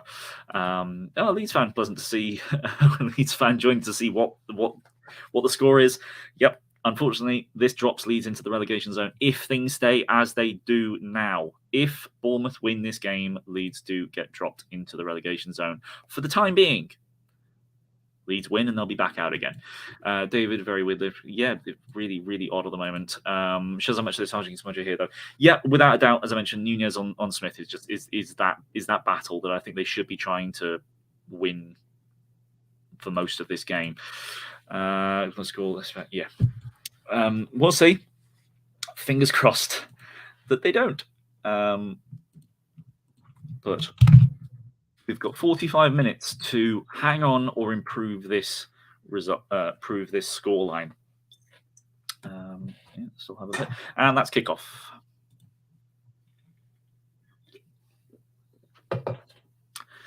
Bournemouth have here is a stat for you though. The Leeds fan that was in here. Bournemouth have dropped 17 points from winning positions so far this season, which is either the 2nd or 3rd most in the division. Leicester are top with 21, I believe. They were probably 2nd with 17. And immediately, Phil Billing has got a yellow card, first one of the game, for a foul on Gakpo, who was in the middle of the pitch for the first time this game, seemingly. This is an interesting one. Billing does sort of put his hands up as if to sort of say, no, I didn't touch him. And see replay. Does he touch him? No, he doesn't. But I don't blame the referee for that one. It certainly looked like it was one to. It was worthy of it. Hello, Kirk. Thank you. I hope you're enjoying your time. Ball into the box. Van Dijk, free header again. Kelly combating. Kanate on the ball, fires it over. Another not even half chance for Liverpool, but it was a shot. Relatively well dealt with, but again, Van Dijk against Stevens. he keeps losing out, and it's not good.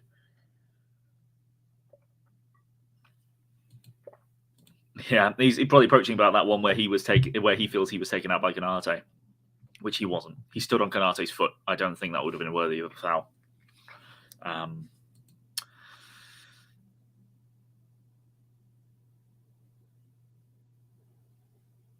Bit of back and forth here before Kelly gives a nice long header and puts the ball out for a Liverpool throw just about in their half.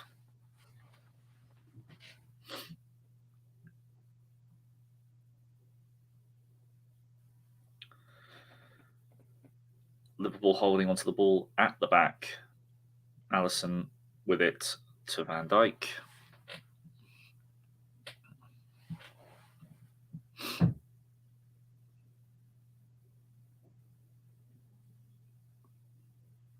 Oh, Jota's on the pitch. Didn't even see the change. Jota, I'm going to guess he's on for Harvey Elliott. I wasn't looking when the confirmation of the change was made, but Jota is on the pitch, and I would hazard a guess that it's Harvey Elliott that's been taken off.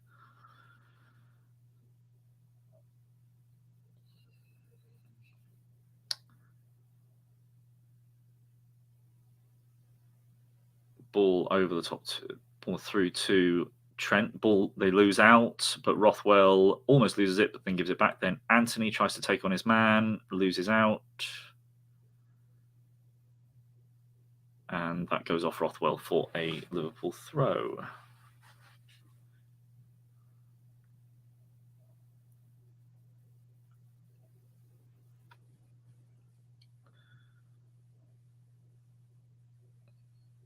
Liverpool keeping the ball on the halfway line. Trent with a long ball over the top, intercepted by Ouattara.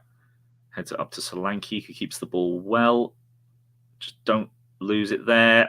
He just doesn't pass it. Jota on the ball, into the box. Good save. That was so frustrating. Solanke, and he's not the only player that does that for Bournemouth. He kept the hold of the ball really well and then just had four people around him and didn't get rid of it. Got intercepted. Jota runs forward, tries to curl it into the far post on the right, just inside the far post on the right-hand side. It doesn't start far enough away from the keeper, and Neto dives, produces a good save. But it's another corner. Will Stevens be able to actually do something against Van Dijk? Actually, he's not on him anymore. It's Kelly on him. Stevens is on Konate now. Headed away by Smith. Fabinho back in the box. Headed up, not away. And that's a foul. Van Dijk kind of runs into Anthony and takes him down. So there's a foul for Bournemouth. There we go.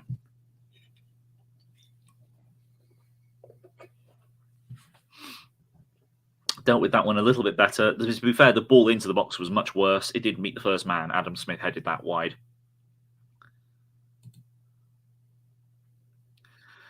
Moore deserves a chance to an extent, but I would also say that Moore's got far less in his game.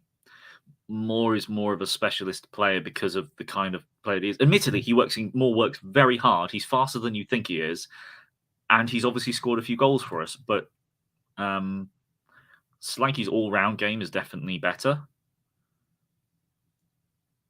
But I would also say that now Liverpool on the counter. Gakpo pushing forward, and Anthony tries to take him out, and yeah, that's fine. Anthony will get a yellow card for that. Gakpo's now taking up central positions on counter-attacks, and he's instantly got two Bournemouth players yellow carded. Funny that. The player that's got that kind of ability, he actually gets given the ball and told to run forward, and he's already got two yellow cards for Bournemouth players. Moore versus Solanke is a debate that I think is really starting to heat up recently. And will continue to, because Solanke hasn't been scoring, hasn't necessarily been assisting either. And whilst there is a lot I like about Solanke's game, at the end of the day, he does need to be doing more in the opposition penalty box. At the moment, he's just not. Ball in the box from Trent. Free header for Van Dijk over the box. Oh, no, sorry, Nunez. Sorry, not that Van Dijk. It was Nunez. Free header again for Nunez, but he was given offside. So that's... Yeah, quite rightly was offside. But that's Stevens not on his man again. this, I do think every set piece I'm now worried about, because someone's not picking up a man somewhere, and at the moment it's definitely Stevens that's just not sticking with his man. Whilst he won't be the only culprit, he's the one that's losing out to the player that gets the header every time. You can lose out to a player now and again, and you're not involved in the play, and it's fine. But if you're regularly losing out to the man that heads the ball and gets a shot or a pass or something, that's not good. It's really not good. We win the ball in the Liverpool third, but Anthony then loses out. He tries to dribble it past three people and fails. Long ball over the top. Nunez, lovely tackle by Senesi. Great slide tackle. Liverpool throw.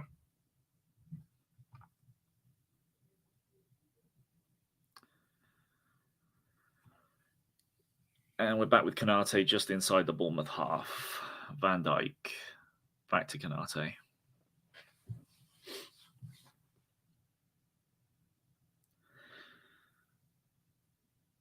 A little bit of movement there. Billing needs to follow Fabinho. He does, and blocks the cross.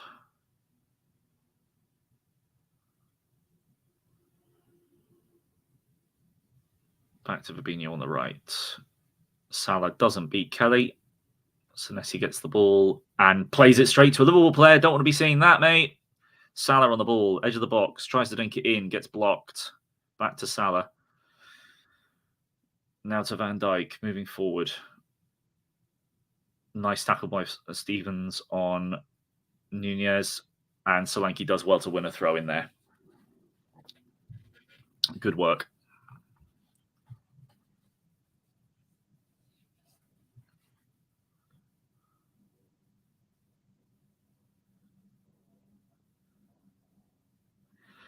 Adam Smith with a throw on the right hand on his side. Up to Ouattara, who wins the header, but Van Dijk clears.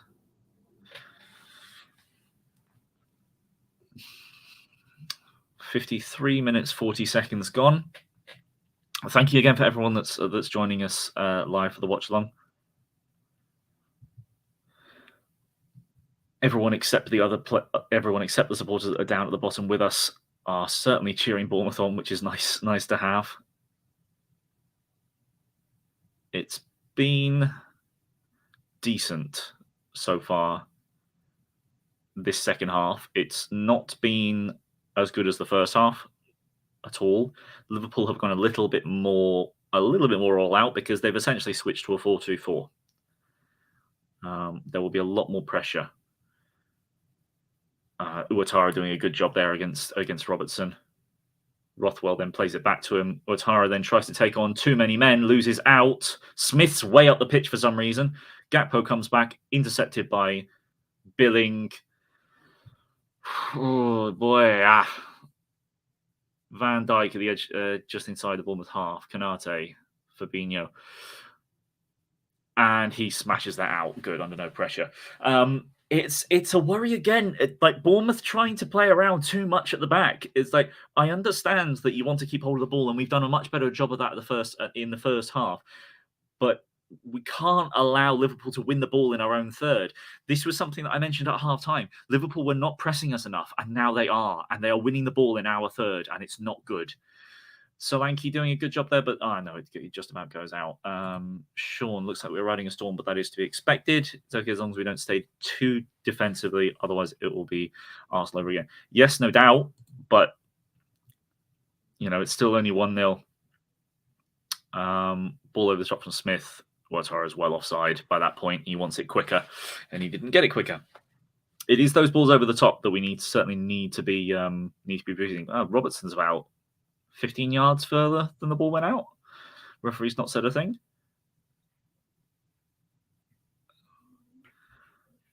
Ooh, that was almost awkward. And Bajcetic has whacked that straight out of play, which is lovely.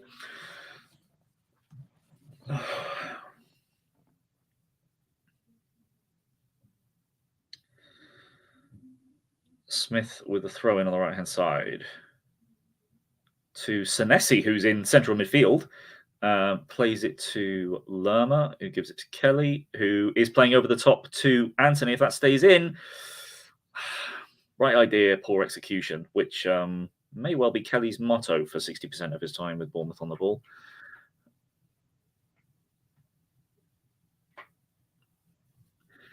There is a decent amount of quality Liverpool can still bring on off the bench. They've made one change already, but we'll see what else is made. Senesi on the ball in Liverpool's third, tries to play it through to Awatara, intercepted and cleared by Allison. Smith then heads it, and it falls to Robertson.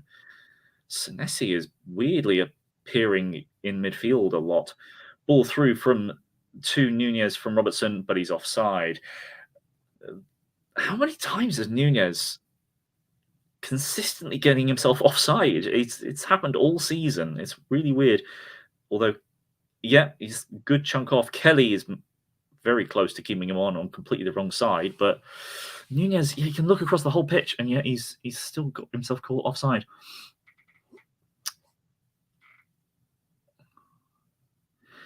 Just over half an hour to go. Bournemouth mostly just defended so far this half. Got to try and produce something going forward eventually. Jota with a poor pass intercepted by Anthony, who gets it to Billing. Billing plays it to Solanke, who may be offside, but it's not been called yet. Solanke takes on Trent, goes past him, but Trent gets back, tries to nutmeg Trent, doesn't work. Just would like Solanke of once he's already tried twice to go past Trent and it's not worked, just try and maybe go for a pass. He was in the corner. He didn't necessarily need to try keep going around him as much as he definitely could, outmuscle him and outpace him.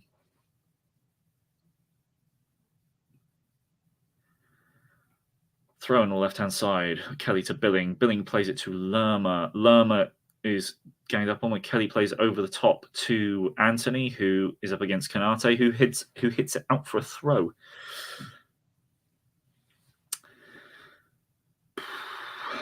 Hey, longer we spend in Liverpool's half, the better.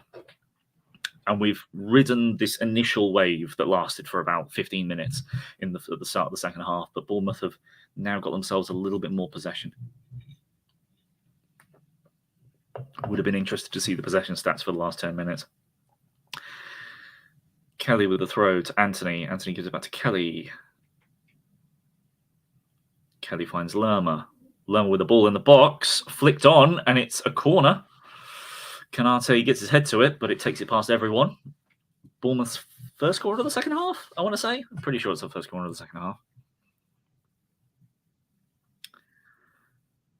Yes, I was right. Ben, it looks like Liverpool probably aren't going to match Spurs' number of corners. Liverpool are currently on 7. I think Spurs were probably on at least 10 at this point. Billing taking this corner.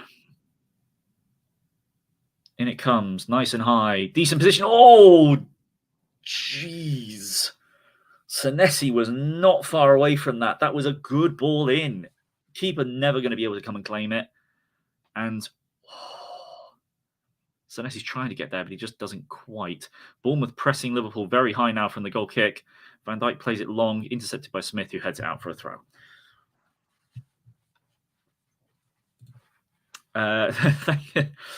Thank you. Oh, that's very close. No, I thought that was going to be a handball given there. Oh, Anthony doing well. Now Rothwell pushes up. Rothwell on the left-hand side. He's still got it. He's losing out to Fabinho. Yeah, he needs to actually do something with it there. That's not the first time he's done that. And now Gakpo moves on, and he's got so much space to move into. He's got to play back to Jota, well intercepted by Senesi. And then Lerma doesn't quite win that ball against Fabinho. Bournemouth had a really good counter-attack chance there. Rothwell, that's worrying. That's not the first time this match, let alone the season, that Rothwell has just not played a pass when the opportunity has presented itself. He loses out, and suddenly it's almost a 5-on-5. Thankfully, a really good interception from Senesi.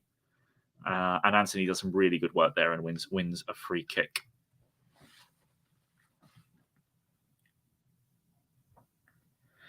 "61 minutes on the clock." So essentially half an hour left of the game with maybe a couple more minutes of added time. Anthony goes for the nutmeg there and then actually puts it to the side of Trent, but Trent just stands in his way, and it's an easy free kick.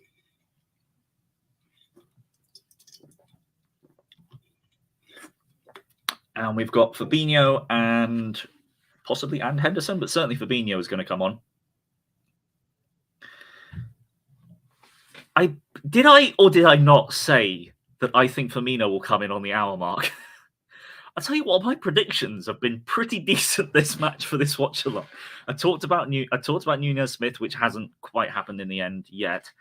I did talk about Gakpo not getting in the middle at halftime, but he may be taken off by Firmino on the hour mark. I don't know whether he will get taken off. There's one or two other things I think I've called out as well. Sometimes I do think I know what I'm talking about. Not every time, but sometimes. Ball over the top. Relatively well defended. Not a great clearance from Smith. Smith has had just a okay game at the moment. I hope he doesn't. He's done his job, but it's just been a bit like he could have done it better in some instances. But it's worked out so far. We haven't conceded. It's clearly worked so far. Bit of a tussling over the right-hand side there. Kanate to Bajcetic, who plays that wide to Gakpo. Gakpo ball in the box and deflected wide by Billing. Brooks for Dango in about 6 minutes. Dango's doing a really, really good job defensively for us at the moment, keeping an eye on Robertson. I don't expect Dango to be taken off within the next 15 minutes. JF Savenu as well. I could definitely see that happening, but again, probably in about 10 minutes' time. I think Anthony's still doing a good job on that left-hand side. Corner comes in the box, swung in, well cleared by Solanke, headed back in by Cetic, headed away by Senesi. JA a bit over. Ooh, I tell you what, if Lerma doesn't whack that clear, there's a counter on there.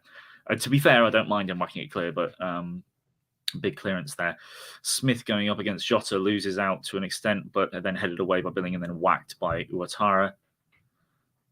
Solanke does well to win this. Now look up and play the pass. Nice one. Rothwell over the top. Nice. Dango's in behind. I don't think he's got much support, though. It's him against Robertson. Plays it first time to Billing. Oh, he went for the volley. that would have been one of the greatest goals of all time. If Billing had smacked that into the top corner, that is Paul Scholes against Aston Villa levels of volleying. But no, he completely misses it. But we do keep hold of the ball. Stevens at the back now. Gives it to Neto. Not a great first touch. And whacks it clear. My God, Neto, can you take a quick first touch and clearance for once, please?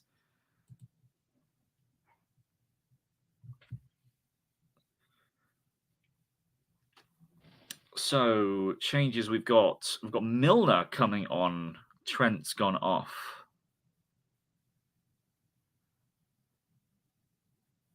So Milner's been played at right back. That's an interesting one. Fabinho is coming off for Henderson. And I'm guessing it'd be Gakpo, but it could be Nunez, is the other one that's coming off for Firmino. It is Nunez, right. So I wasn't right about Gakpo getting taken off, but Gakpo has had much more of an impact at the start of this second half. Nunez just hasn't done it today. He's had the odd bit where he's been involved, and he has had more touches, I think, in the Bournemouth box than any Liverpool player, I would guess. It's either him or Van Dijk, probably, certainly after the first half anyway. But hasn't done much with it, so he got taken off. And Firmino is on, which means it still stays as a 4-2-4. But you've got Milner at right back, you've got Henderson and Bajcetic in the middle,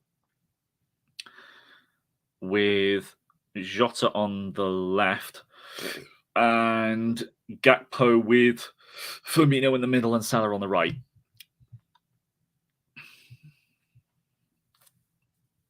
Bournemouth will get another counter-attacking opportunity in this match. They will get one more good counter-attacking chance. Liverpool are playing so... They've got so many attackers on at this point. Although, to be fair, Trent's actually come off, obviously, recently for Milner, but Milner's got a bit more about him overall. Speaking of Milner, ball into the box. That's a handball, isn't it? Really, I mentioned Milner, ball into the box, back post, and I'm not sure who it is, goes up for a header with Smith. It comes off Smith and goes wide. It looks like a handball to me. Jota gets up, heads high. That's a handball. That'll be given. VAR will give that. That's a penalty. That's a penalty. There's no qualms about that. I was right about Smith being an issue. I expected it to be against Nunez. I didn't expect it to be against. Jota, but that's a handball. That's a penalty. That was definitely a penalty. And unfortunately, it's not the first time for Smith. That's got to be a penalty.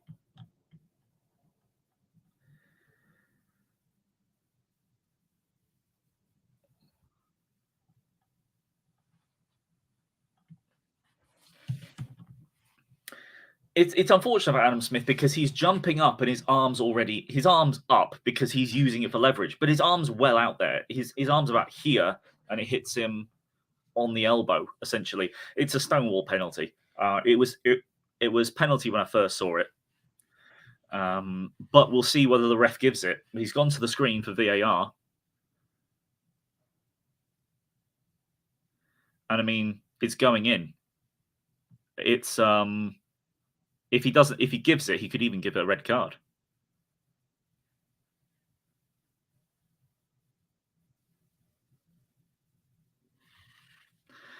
And that's Liverpool's first penalty in 10.5 months ish. 10 to 11 months. Stonewall penalty for me. Sorry, I don't.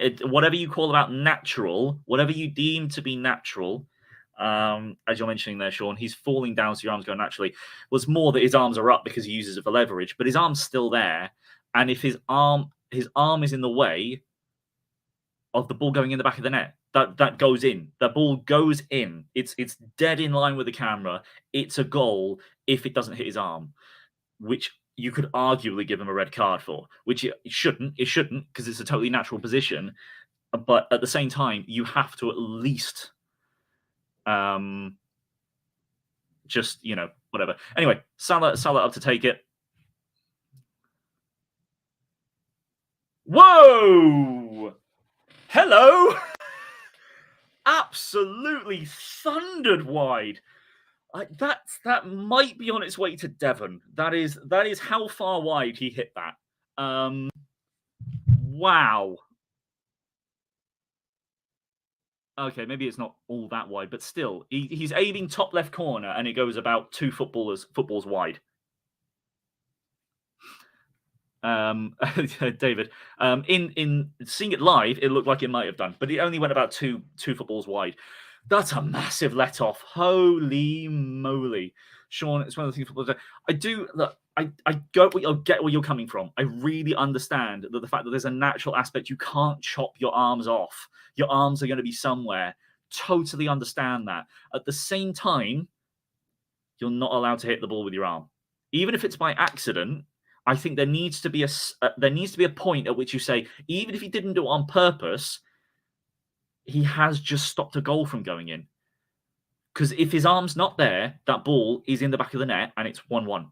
There should be no arguments about that. So at that point, even if it's an accident, I don't have an issue with that being given as a penalty. I have no issue with that being given as a penalty. Even if it's totally accidental, his arm has just stopped the ball from going in the back of the net.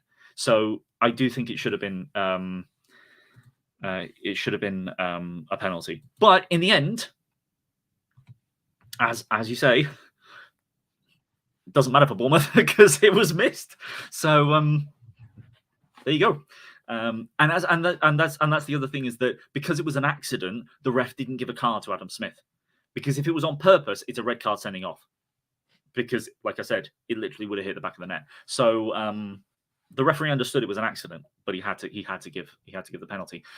Anyway, about to hit 71 minutes on the clock. And Bournemouth is still 1-0 up. We had already scored another goal, but I believe we'd already conceded twice against Arsenal. I think it was 69 or 70 minutes-ish that we conceded our second goal against Arsenal. I'd have to look back on that.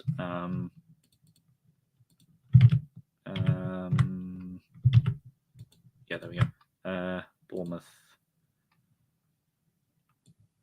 previous game, 3-2. Yeah, 70th minute. Ben White scored in the 70th minute against us to make it 2-2. So the fact that we're still winning, really good.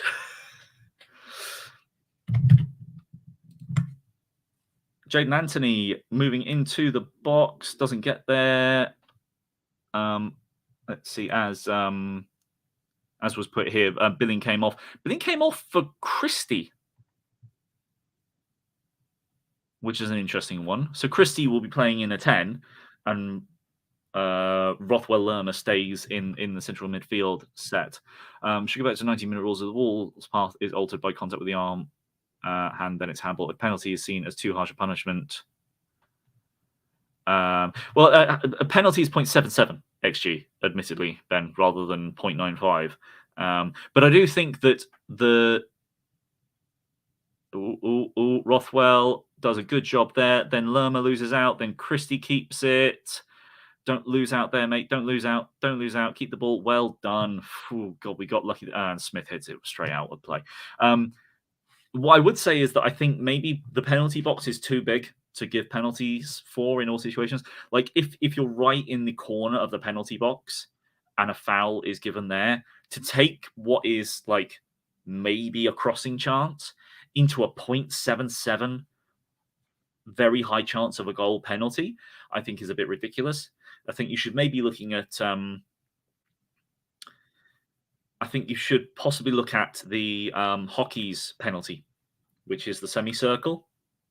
Make that a smaller area and say that if the foul is in that spot, it's a penalty, but the penalty box is where the keeper can handle it. Maybe sort of change things up a bit. I would say that a good result against teams, you need to be on top form and luck. At least we've done that part. Also, if you play badly when I don't, hang on, we've done that part, but also helps if they play badly when I don't think. Yeah, I don't think Liverpool have been awful. I agree, they haven't been great. They've been great. But I do think Bournemouth have helped in that. Bournemouth have done a good job at limiting Liverpool's ability to create chances. Not to say that Liverpool haven't made a few good chances, mostly from set pieces, though, which is the funny thing. Liverpool's best chances have come from set pieces this match, and it's not even close. Which is one of Bournemouth's weaknesses as well, to be fair. 74 minutes on the clock. Henderson just inside the Bournemouth half. Bajcetic looking forward. Plays it back to Henderson. Way too much room on the right-hand side if it goes there. Canate now. Jaden Anthony closing down Milner. Milner's pass to Henderson. Also almost intercepted by Christie, but isn't. Henderson pushes forward. Firmino's quite deep on the ball. Up against Rothwell. Salah in a bit too much space. Christie challenges him. Lerma. Solanke brought down. That's got to be a yellow card for Canate. That would have been a really good counter-attack chance. That has to be a yellow for Canate. Good work there from Solanke. I appreciate the enthusiasm, but we have not played this well for most of the seasons. We should not be top 5. But I would say we shouldn't be in the bottom 3. And this would put us in a more accurate reflection of how well we've played this season. At times. There was a good chunk of there was basically the first 6 games after the World Cup break, we were diabolical. But other than that, I think we've been relatively good for most of the season. I look at Smith saying that he had his arms down. It's just, come on, mate. You know where you put your arms were. Wow, Salah. Oh, my goodness. That's something, isn't it? Salah didn't get a goal or assist in the 9-0 victory in the reverse, and he's just missed a penalty. Weird, Salah this season against Bournemouth. Very weird. 75 minutes gone. Adam Smith down at the moment. And it looks like he's going to be coming off. That's going to be an easy straight swap for Fredericks. Just thinking about what changes we've made so far. It's just been Billing for Christie up until this point. And this next one, at some point, I'd imagine Fredericks will come on for Smith.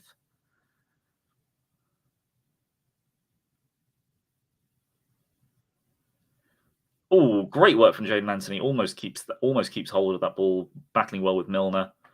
Nice work from Lerma. Sean, does someone quickly put the current other scores? What other scores? What other scores? The other games don't start till 3. This is the early kickoff. There are no other games on at the moment. Not in terms of Premier League football, anyway. There might be a Football League game on.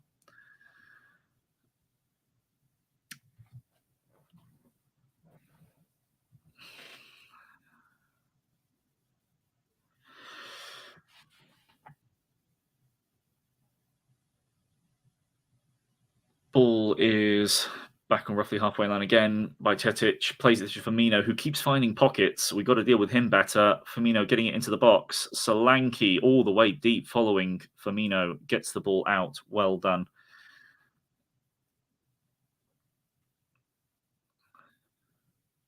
Ooh, Bajcetic does well there. Almost loses out, but just pushes it to Konate. Milner on the right-hand side. Forward to Salah. Kelly has done a really good job against Salah. I have to say, I was skeptical putting Kelly in, having not played for a couple of months up against Mo Salah. He's done a really good job. He's just stayed defensive and just done his due diligence.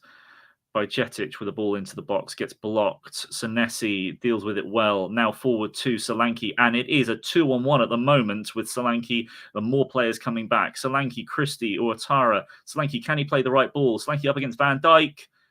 No. Oh, Solanke, every time he does that, I just think you're going up against Van Dijk. You only need to look up and see the face and you know who it is. You aren't beating him in a physical contest. You're just not. So keep hold of it or put the cross in. He does neither. He tries to beat Van Dijk and just gets shoved off the ball with no issue at all. Smith does well against Jota there. And, ooh, that's... Solanke got caught there. Referee's not given anything. I think Solanke's still down. That didn't look great. No, he's back up again. Hopefully he's okay. Lerma loses out there to Firmino. Firmino plays the ball through. Jota receives it. Then Salah. Salah tries to play a ball over the top and gets blocked, and Neto has it, which is lovely. The good thing at the moment is that Liverpool are not playing wide enough. Liverpool are just not playing with enough width. All their attackers are constantly pulling very central. And Bournemouth have got a lot of their men in the middle as well. Liverpool have to start switching it out wide. Robertson has to get more. They're not getting Robertson involved enough at all at the moment for me. Misjudged from Konate.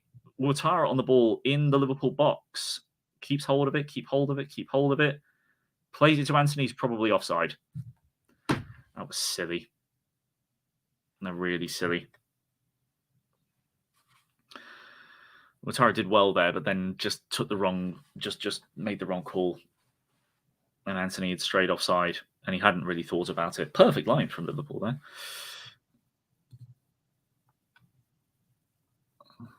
Oh yeah, there's an element of that, but I would say is who we think are you really going to say Kiefer Moore does better in that situation? That's all I would say about that one, Sean. Is that I don't begrudge what you say there at all. It's just that Kiefer Moore ain't doing any better than that. He definitely isn't. I'm not surprised Don tried to take him on. He's got the confidence. He's just not got the fight. He's just not been producing the end product at the moment. Hey, I said 1-1, and I think there'll be a late goal. My prediction's bang on at the moment.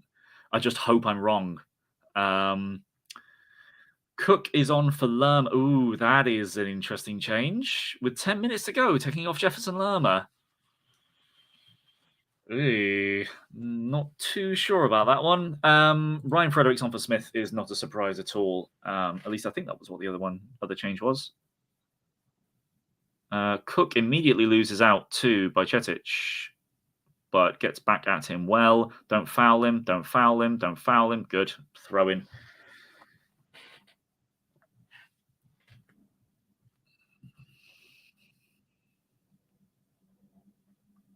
Ten minutes to go with plus a few stoppages. Konate to Henderson to Van Dijk. Fredericks getting close to Jota. Ball over the top.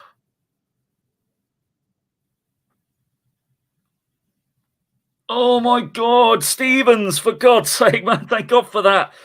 Ball falls with no real without too much danger into Stevens, completely mishits it. It falls to Salah, who thankfully has 3 men around him and he can't get on it. Oh my goodness.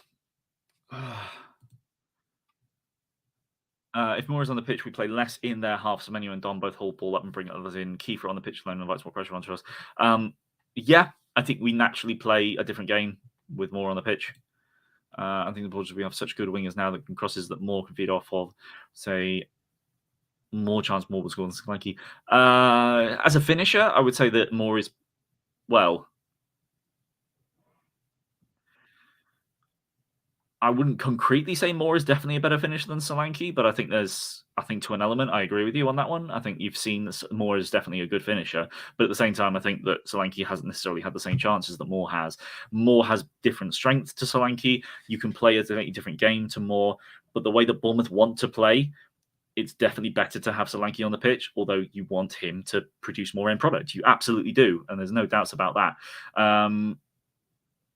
Mepham's being prepped to come on. A lovely tackle from Christie. Played it into Anthony. Oh, if Anthony keeps hold of the ball there, Uwatara is completely free on the right-hand side. Lovely bit of play there. Christie gives it to Cook, and we've got a bit of space. Jayden Anthony on the right-hand side. Plays it through to Christie. Tries a good first touch. Tries to get around Henderson. Takes the shot, and it is saved. Oh, yeah. Oh, lovely from Zanesi.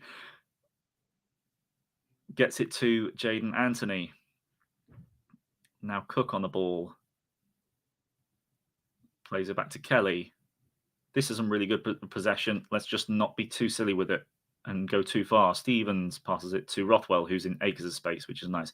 He looks up, plays it to Christie. Good first touch. Over to Anthony. That Anthony needs to come off. It's a bit, maybe a little bit harsh, maybe being too quick, but Anthony's lost his impact on the game. He's worked really hard, but just moments like that where he just offers the ball to Liverpool, he can't be doing that. He's going to be tired at this point. Semenyo is being prepped. It'll be Semenyo for Anthony. It's got to happen. As soon as the next time the ball goes out, Semenyo on for Anthony.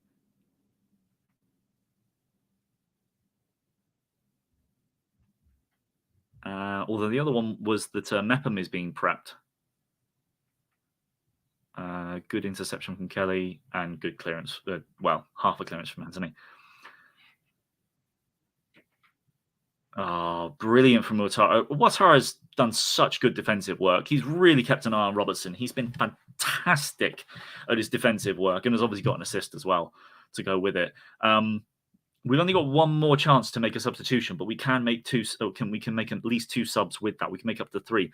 I would want to see Semenyo on for Anthony, and if he's going to bring Mepham on, I don't know who it's going to be for, but it'll turn it into a back 5, and we'll lose that midfield. I'd imagine it'll probably be. I suppose it would have to be Anthony that comes off actually for Mepham. If you're going to change shape, it's probably going to be Anthony coming off for Mepham. And Christie would shift to the left-hand side and we'd go to a 5-4-1.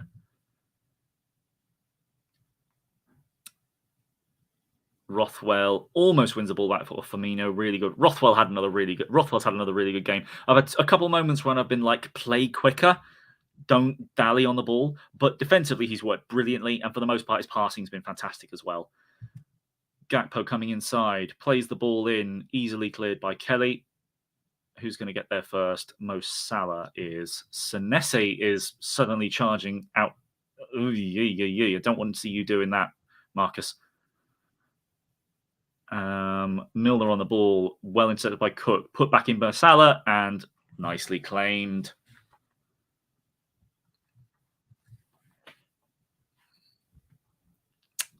Liverpool making a change. Next time the ball goes out will be Fabio Carvalho coming on. Stand-up person is Rothwell to me. Yeah, I think he hasn't done too much to necessarily stand out above just doing everything well. It's like when you don't notice a defensive midfielder, you know they've had a really good game.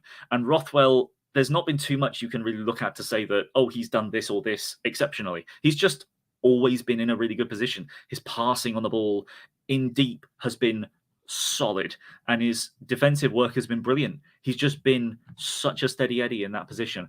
But the whole team's played really well. I think there's only been a couple of moments when you can be frustrated, one of which was the Ouattara one-on-one right at the start of the game. But Ouattara himself has just put in a brilliant tackle on Gakpo. He's had a fantastic game. Kanate, ball into the box, cleared by Ouattara. Jadon Anthony through to Solanke, who wins a free kick. Well done. Maybe there was a counter on there, but he just wins the free kick well. And the ball's finally gone out, which means that Carvalho is going to be coming on for Gakpo? Or by Cetic. Wow, Liverpool are going all out. That's 5 attackers now, 5 forwards that Liverpool have got on the pitch. They're playing a 4-1-5. Or maybe a 2-3-5, more realistically. With Vigna. Oh, Mepham has been taken out. Mepham was being readied, but he's not anymore. Solanke is coming off for Semenyo, which is fair enough, but which I would imagine we'll see Anthony coming off of Vigna. Vigna's the other one that's coming on. With Vigna coming on, that's a very clear back 5. Vigna at left wing back, Kelly at left centre back, Senesi in the middle, Stevens on the right centre back, and then Fredericks on right wing back. And you've got a good chunk of fitness in there. You've got your wingers are your freshest players. Those wing backs are your freshest players. Semenyo's job will be to hold the ball up as much as possible. Do the good defensive work, but he needs to just make sure that he wins as many fouls as he can when the ball goes high up the pitch. Hold on to the ball and win fouls if you can. And maybe you might see Christie as an option on the left, or you might see Ouattara as an option on the right. Neto with the long ball up the field, instantly cleared by Liverpool. Whacked forward. Kelly, whatever. 88 minutes on the clock. Probably about 5 minutes to go. 2 minutes plus any stoppages.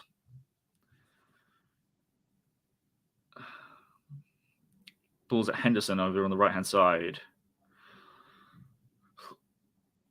Oh, Semenyo almost intercepted that one. Now it's with Van Dijk. Jota free on the left-hand side. Almost finds Carvalho, but Semenyo gets in the way there. Semenyo, keep hold of the ball. Don't lose it. Don't lose it. Don't lose it. Play the pass. Good, he does, but he plays it out. Oh, no. Vigna is able to keep it in, and he plays it long. Semenyo did very well up until the final moment, but needs to do a little bit better with that. Christie, why are you central? You should be playing left. Ball comes into the box. Oh, just about Stevens getting on it. Neto comes for a header, but it comes for a punch, but doesn't get there. Gakpo still on the ball, tries to swivel and shoot, doesn't do it. Fredericks clears.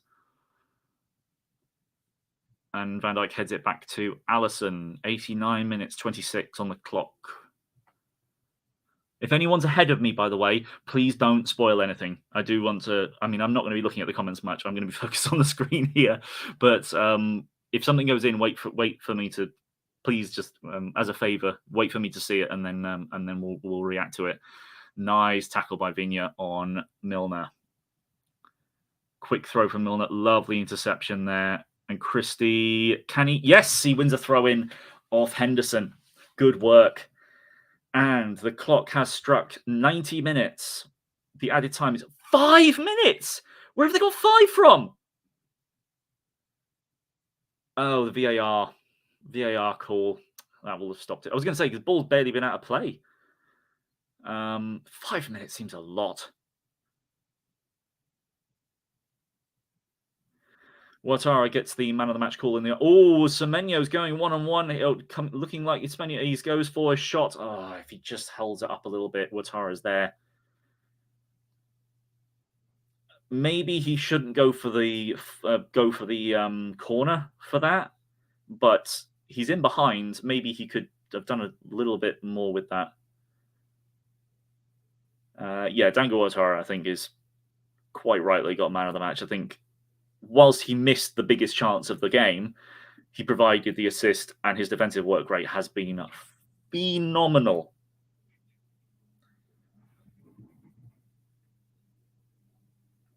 Rothwell slips over. That's not good. But on the left-hand side with Jota, Dango can't make the tackle. Jota plays it inside to Henderson. Henderson played it wide to Milner. Milner on the right-hand side, closed by Vigna. Milner puts it in left-footed, in-swinger. Lovely header from Senesi, gets rid of it.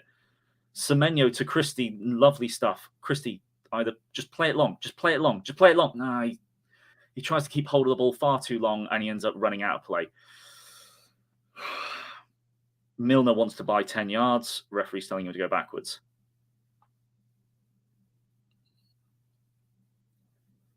Throw's not very good. Vigna hits it out of play. Come on, lads. Milner on that right-hand side tries to flick it in. Can't do it. Christie intercepts. Carvalho on the ball. Semenyo intercepts. Lovely stuff. Rothwell plays it forward. Can Christie get there ahead of Konate? No, he can't. Konate's just too strong and too fast for him. One of my predictions that was wrong is that I said Bournemouth would have one other really good counter-attack chance. They've had a couple of half chances, but not really made anything concrete out of any other counter-attacks this half. Salah's completely free there. Someone go towards him. He's on the edge of the box. He tries a 1-2, fails it. Rothwell gets in the way. Then it's not quite cleared by Christie.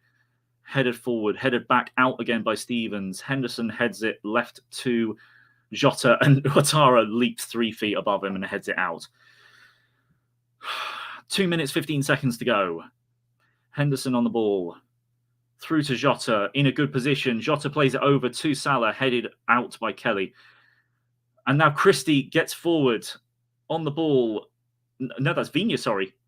Vigna's still going. Go to the fight. Goes to the corner. Goes to the corner. He tries coming inside. He gives it to Henderson and slips over. Keep going, man. 2 minutes to go. Should have taken it to the corner. An attacker takes that to the corner. A left back that far up the pitch, he doesn't think that way. Lewis Cook filling in at left wing back at the moment. Carvalho on the ball on the right-hand side. Tries playing it through, doesn't get to anyone. Senesi whacks it clear. Now it's gone for a throw. Good chance to reset. Cook gets central. Vigna step back out onto the left-hand side. Nice and quick. Less than 90 seconds to go. Ball's played long, failed. Kelly whacks it clear. It's gone long, and it's not gone out, which is fine. Allison's on the ball. 70 seconds. Allison's still on the ball. Plays it long. Kelly avoids the ball. Gakpo has it and takes a shot, goes high and probably wide. But Kelly just leaves it.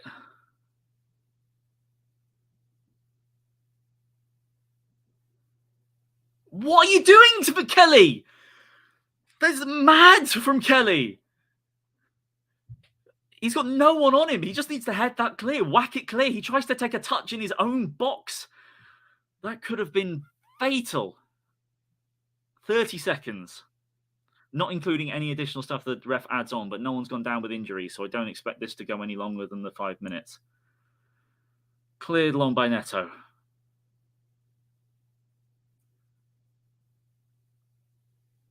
Semenyo blocks a whack at the pitch by Milner. Konate's on the ball. Goes to Robertson on the left-hand side. 10 seconds. Jota on the ball on the left. Back to Robertson. 5 minutes are up. Next time it goes out, that's got to be the whistle. Vigna whacks it clear. Yes! Come on!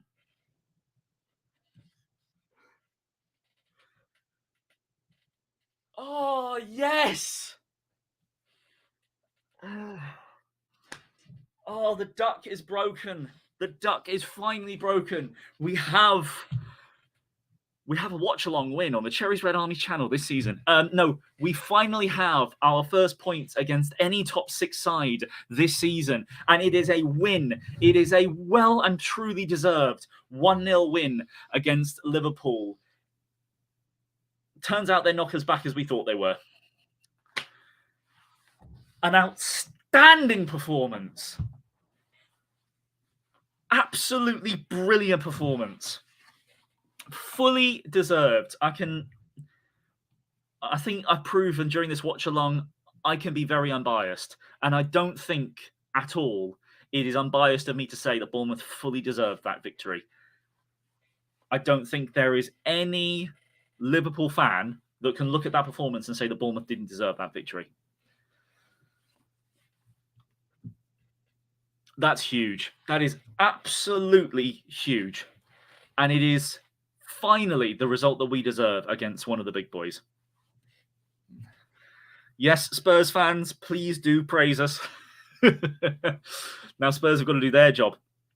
Speaking of which, you're playing Forest. Spurs fans, thank you for joining me. You better beat Forest. You better beat Forest. We've done our job for you. You better beat Forest. Oh. Yes, David, we did it. Thank you for joining us, Spurs fans. Prediction now doesn't matter. We won. Who cares? I was almost right. I was right up until the end. I did say 1-1 with a late goal, but I'm far more pleased that we won that. James, I'm not sure Champions League is at aim right now, but it certainly shows that we can do it. We can beat these teams. Yeah, it's getting you beautiful Spurs fans. Yes, you do your job. We've done our job. You do yours. Yeah, I'd actually agree with you, David, because that would have been a draw, whereas this is a win. Far more important. It really could for us after what could have been a season-defining loss against Arsenal. What a turnaround! What a turnaround! And there were a lot of things that we were talking about that I was thinking beforehand. I mentioned one or two of them, that Liverpool coming off such a fantastic win may have meant that they would underestimate this game and not necessarily perform. Liverpool also don't tend to perform in 12:30 games. They also haven't had that good of an away record. It's all come together for us in that. And it's acted out how a lot of people could have predicted this game. Yep, fingers crossed we take this into the next few games. After we have a bit of a break and we'll do a bit of a review, we'll look forward to see what Bournemouth's next few games are. All the other fans of Premier League sides enjoying this for Liverpool. I think narrow win was the right result, 1-0, 2-1, so we finally got something we deserve. Yes, absolutely. Oh, prediction on the Tottenham Forest match. What did I go with? I think I went 0-0. I think I went for a 0-0, but I would be very pleased with any Spurs victory. But yeah, I think I predicted 0-0, and no problem, Charlie. Thank you for joining. Yes, we'll do. There won't be any fan reaction from the ground or fan reaction at all for this one, James. It's just going to be me on today, but. What I will do now is take a break again for another couple of minutes, go to the loo again, and then we'll just do a brief review, and then we'll end. Bournemouth Liverpool, too late. We've already won. I said 1-1. It's already too late. Yeah, it's absolutely brilliant, George. Absolutely brilliant. Right, let's take another break, and then I'll be back in a couple of minutes.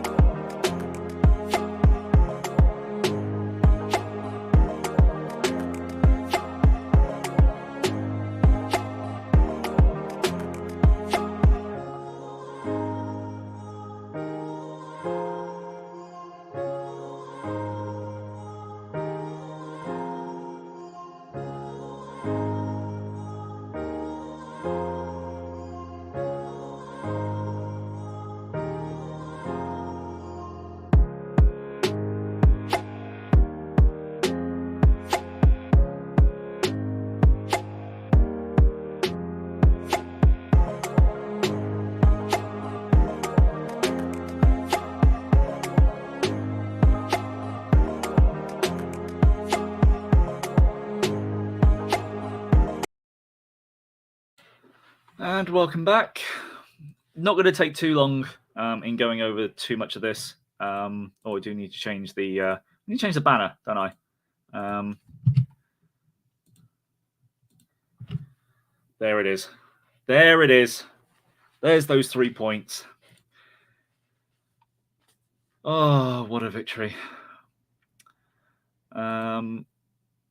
Dave, congrats on being the best team in the world, self-professed. Very much to you. 3 points for the Cherries. Good luck to you. Thank you very much. Thank you. Thank you, Badger. Thanks for joining and watching along. For those of you that are still here that haven't already, please do give us a thumbs up. Thumbs up for the win, above all else. Thumbs up for the win. Those of you, even if you aren't a Bournemouth fan, you clearly like the Bournemouth one. So give us a thumbs up. It really does. It really is just a small thank you for us putting on the watch along. But yeah, thanks. Big thumbs up for the win. Biggest result of our season so far.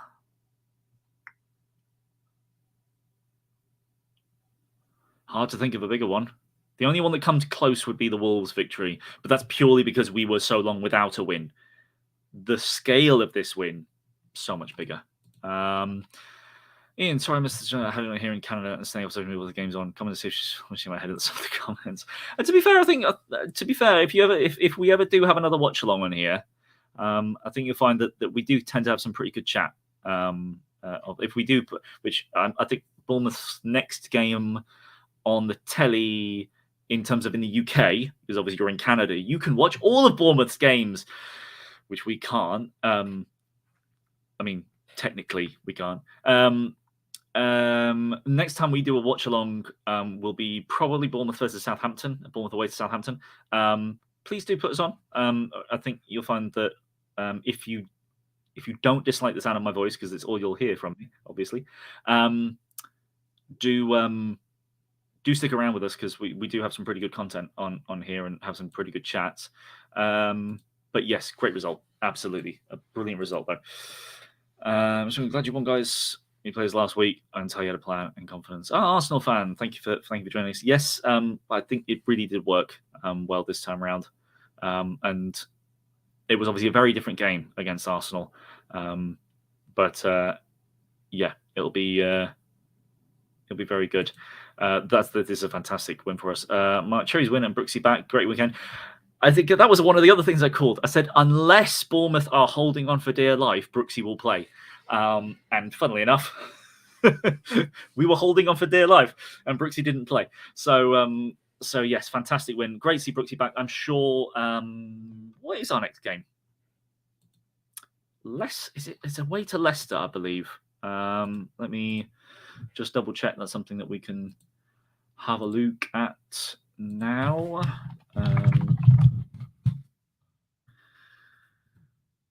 Bournemouth next game.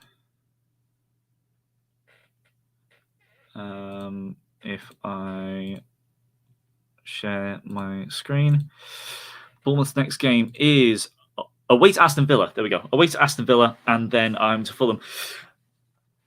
But I suppose, given the mark of the situation, we do have someone that does want to give his thoughts. Oh, hold on. Let me not do that. We do have someone that wants to give his thoughts. Live from the ground. Kirk Tovey, Gaffer. How does that feel? We did it, John. We beat a team in the top half of the table. We beat a team, one of the so-called Big Six. We put a platform foundation in place now to attack those 12 games, those last 12 games. Big, massive 3 points. Second win under Gary O'Neill since he become head coach. And that was as good as it probably could have got, especially with the Salah miss as well from the penalty spot. Yeah, I do think that was basically, in the second half, that was all they had, I would say. They did have, there were a couple of Van Dijk really good chances in the first half. You had the header that was cleared off the line by Lerma, and then you had the other free header from a free kick. But in the second half, apart from the penalty, we kept them incredibly quiet. It was such a strong defensive display from absolutely everyone in the team. Yeah, I totally agree. I think Stevens, again, calm and collected, using that experience. Senesi, all heart and energy. And they brought on Jota at half-time. And it was all about those lessons learned from last week when we were in a really good position to get a win and pick up some points. And we just had to continue what we were doing in that first half. I felt like the plan was pretty simple today, John. I felt like Gary O'Neill kept it basic. The formation, we are so much better with a back four. We feel so much more confident, and we have that ability going forward now with players like Utara, who can really take us up the pitch and pace, and a bit unpredictable, but he's raw. He's great to watch, and it was great to see us keep a clean sheet and get the 3 points. And I agree with everything you said. We've got comment here, vlog Kirk at the stadium. I'm sure that will be coming later, will it not? That will be a tremendous watch, I'm sure, as well. Hopefully this one will get the same kind of views that the Arsenal one did for better reasons. We've had let you know, Kirk, we've actually had quite a lot of non-Bournemouth fans joining us today. We've had a few Spurs fans, had an Arsenal fan come on recently, and even had a Leeds fan pop in saying how annoyed he was that Bournemouth have just pushed Leeds into the relegation zone. So it's been a nice. It's been a good watch along. Any particular players that you feel stood out above the rest in terms of their performances from this one? I really liked Rothwell early doors. I feel like he gets us on the ball. He's trying to get us up the pitch, and he kicked on from his really good performance last week at the Emirates. I said again that Utara is a player that continues to grow. Another assist under his belt, had a chance to give us the lead with a missed opportunity. I don't know what you thought about that really early chance that Utara had, John, but I felt like as he was dribbling towards a goal, he was taking it to his weaker side instead of getting it onto his left side and just getting a shot away, and it ended up that he had to try and go around the goalkeeper and then had a tight angle to score from. But I do like him. He's raw. We've got other players to come into this team, so to get this result with the likes of no Tavernier, no Traore, Philip Billing, top goal scorer for us. We're going to need to get goals from elsewhere around this team from here on in. But Philip Billing continues to add goals. So those players that did play well last week at the Emirates played well again this week. And Stevenson, Senesi, big shout out to them again, because they're keeping Chris Mepham on the bench. And we know that Chris Mepham's had a good season, but you just can't knock them two as a partnership. And they were doing well before we reverted back to that back three again before Man City, I think it was. So to see a back four and Lloyd Kelly at left back, it just worked today. It just worked, and we were better, and we got a little bit of luck, and we needed that. And we it's what we needed going into these last 12 games. Absolutely. Well, I mean, we won't have to. I suppose it'd be rather typical that we don't have any match of the day pundits to big us up this time around. But we will certainly. I'm going to be looking forward to the podcast, to the about half a dozen podcasts I listen to on a Monday morning to big us up after that one. But plenty of the day left to go, and I don't want to hold you on for too long, mate, because you've got to get back and process the vlog as well and get that posted. So. I'll wish you a fond farewell, and I hope you're safe. Big shout out to John. Make sure you hit the like button, subscribe. Thank you for everyone who supports the channel, including those fans that are not even Bournemouth fans. Thank you very much as well. And we will get a match day vlog recorded and edited tonight. We'll get that out tomorrow for you. So do make sure you hit that notification bell. Big up, John. Well done, mate. I can't wait to watch some of this back. So I'm sure you've had a great one. Enjoy the rest of your day as well. Up the cherries. Up the cherries. Thank you very much, Kirk. Yeah, fantastic day for everyone at the ground. I've had a lovely time as well. Enjoying it from my room here. Let's have a look at some more of these notices. Actually, I missed a few going back here. You say not going 2-0 up was for the best. Maybe. I think you're right. We would have been even more defensive had we gone 2-0 up in all likelihood. Sean, hopefully we can do a number on Villa, and then Brooks comes on with no pressure. Yep, that would be lovely. Donald, now we know why there will be no pundits on Match of the Day. They don't have to give us any. Yeah, as I mentioned there. You guys had the same players as last week. So the only changes from last week was on the left-hand side. We played a back four rather than a back five. We had Lloyd Kelly in at left back for Jordan Zamora, and we had James Anthony on left mid for Antoine Semenyo. Apart from that, it was everyone that was the same. But we did have some slightly different players to bring on off the bench. As I say, slightly different. It was mostly the same players actually off the bench, to be fair. But Vigna, the left wing back who came on, did a really good job after coming on as well. Alex, welcome back after you run at the start. Just wow, now we need to kick on and have a run, bring on Villa. Absolutely. Villa away, I think, is a really good opportunity for us to then sort of really try and kick on. Villa are a good side. It will still be a tough game, but we should be able to take so much confidence from this 3 change. Yeah, it was just the 2. I believe. I don't think there was the 3rd change. I think it was just 2. But mostly the same. Mark, only game I could not ticket. What happens? Only game I could not ticket looks what? Oh, as in you weren't at the game today. Yeah. Typical. Yeah, absolutely. Something that's struggling signal. I hope you enjoyed it, mate. Hey, if you're at the game, I don't expect you to have us on have me on in the background. Don't worry about it. So, okay. There's not all that much to bring to really break down, from my opinion, in the match. I would say the areas that I was worried about, Liverpool did not take advantage enough of. The one thing you would look at is that admittedly they did get their penalty from where I was worried about possibly Adam Smith at the back post. In the end, it wasn't against Nunez. It was against Jota, who was very good in the air. And we did get our slice of luck. We finally got our really decent slice of luck with Salah missing that penalty. But other than that, the only other chances they got were from set pieces. And that was when Stevens did not keep hold of Van Dijk. And I think there was a very clear change at half time. Stevens was not marking Van Dijk in the second half. It was, I believe it was Kelly. Might have been Senesi, but either way, Stevens was losing out to Van Dijk in the first half. That got changed, and Van Dijk didn't really get another opportunity apart from maybe winning one header from a set piece in the second half. Other than that, names to point out: Rothwell, we mentioned earlier on. I think his overall game was fantastic. There were a couple moments where I think he should have played the ball forward quicker. And one where he almost allowed a counter-attacking opportunity when he was on the Liverpool box, but it wasn't too bad. He was very, very good in the tight areas in the midfield where you need to keep hold of the ball and create those counter-attackings. He was the board to bounce off frequently. Did a really, really good job in possession. Philip Billing with the goal. Did fantastic work again. In fact, I have retweeted something from Matchday 365. Bring this up.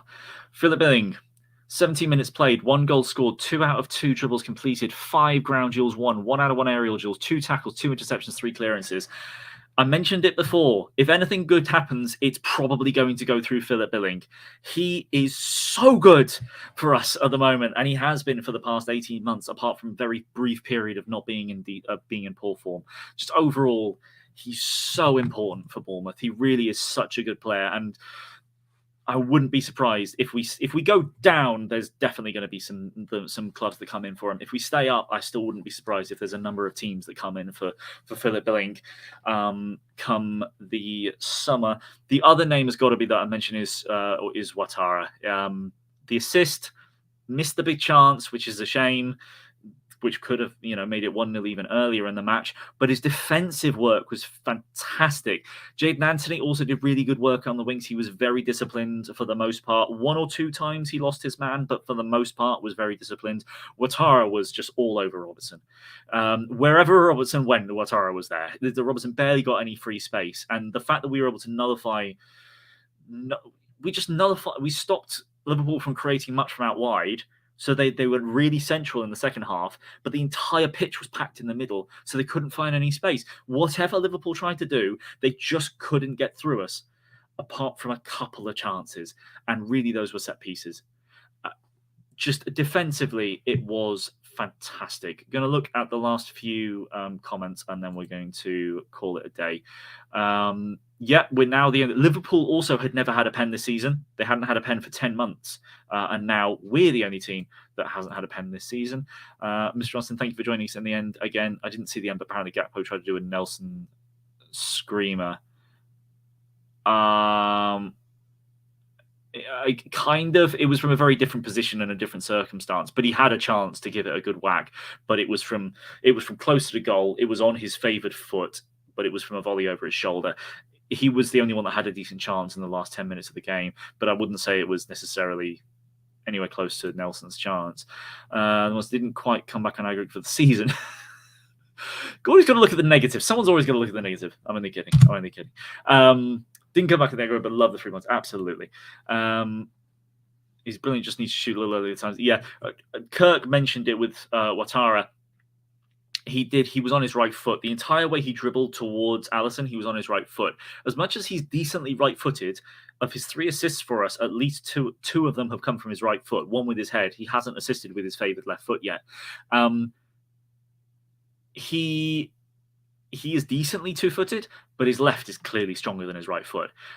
He can be fine on his right, but he often messes it up. So I would have liked him to have taken it onto his left foot and put it and just tried to curl it from out to in, past him on the left-hand side. I really think on another day he scores that. Or rather, give it a few more weeks, give it a little bit more time. Maybe one of the coaches takes him to one side, does a bit of finishing practice with him because I think he needs it.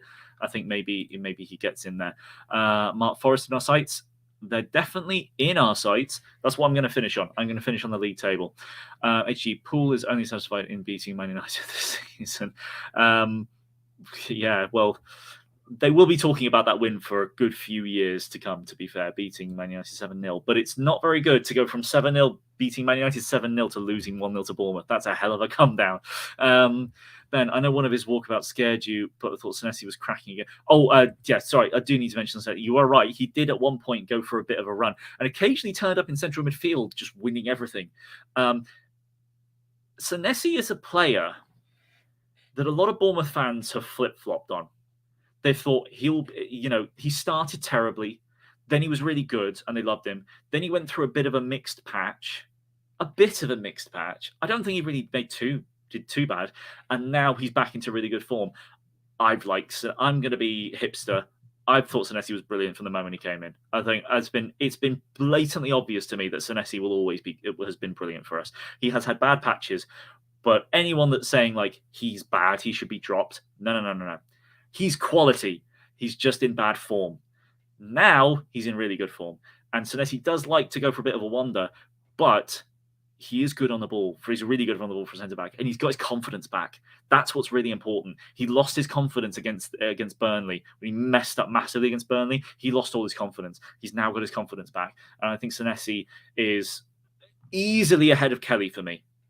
In terms of left centre-back, easily Senesi's ahead of Kelly for me. I'm guessing that's Ouattara. Yeah, I mean, I think he's got that in his locker in the future. We've seen highlights of him from his previous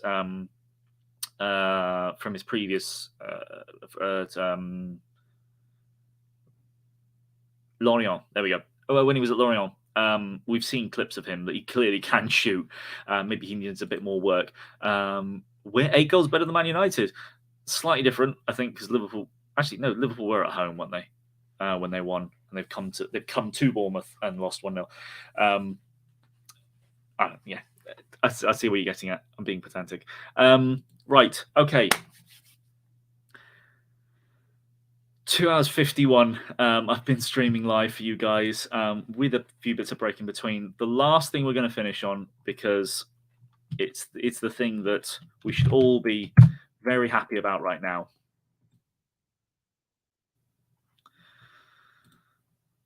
Is the league table. Look at that. Outside of the relegation zone, we are, let's see, can I just zoom this one in to make it look a bit better for you guys on screen? There we go. Southampton back to rock bottom. That's not the biggest thing, but it's a nice side effect. Everton still in the bottom 3. Leeds have been dropped into the bottom 3. West Ham, we've gone above them by a point. We are behind Leicester on only goal difference. And we play Leicester in a few weeks. So that will be fun. As Mark mentioned, we are hunting down Forest. We're 2 points behind them. Wolves are pulling away a little bit. And then you've got Palace, who are sinking like a stone. Villa next. And there's definitely something in it for us in that game. Don't know how to go. Even the biggest Gary, I'm not saying you are, Donald, but even the biggest O'Neill outer has got to hold his hands up and say that he did good today. He definitely did good. And I think all his subs worked very well as well. So he absolutely does, Mark. And I think if he keeps playing like that, he'll get another one soon. Ben, thank you very much, John. Yeah, we appreciated everyone's company. And we can all look forward to a really enjoyable afternoon and evening. And we'll see what happens. Got to give the change is Wing. Hello, Wing. I don't think you've managed.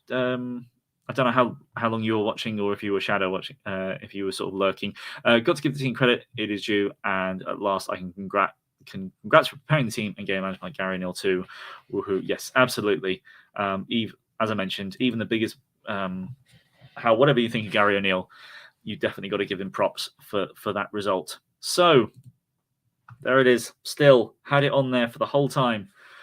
AFC Bournemouth 1, Liverpool 0. Bournemouth's first points of the season against a top 6 team. And it's a win. It's a desperately needed win, but it is a 100% deserved win. And that's the important thing. Bournemouth are outside the bottom 3 before the rest of the play today. And fingers crossed, we stay out of the bottom 3 come the end of the weekend. But even if we're not, the confidence we can take into the remaining games of the season after that match is just fantastic. So thank you very much for everyone that joined us live for this, for however long you watched. Please, if you're not subscribed already, hit the subscribe button. Even if all you want to be looking out for is the next set of watch-alongs that we do, please do join us for those ones. The next one we do, which will probably be against our away hopefully victory, away game against Southampton. And also just give it a like, please, just for the Bournemouth win. Give us a like, and just keep us getting recommended in the YouTube algorithm. But anyway, that'll be it from me. I'm going to get myself a massive lunch because I'm very hungry, and I'm looking forward to enjoying the rest of my weekend. Thank you ever so much for joining us. Bournemouth fight back and they right the wrongs of our previous defeats. Bournemouth 1, Liverpool 0. Doesn't that sound brilliant? Up the Cherries.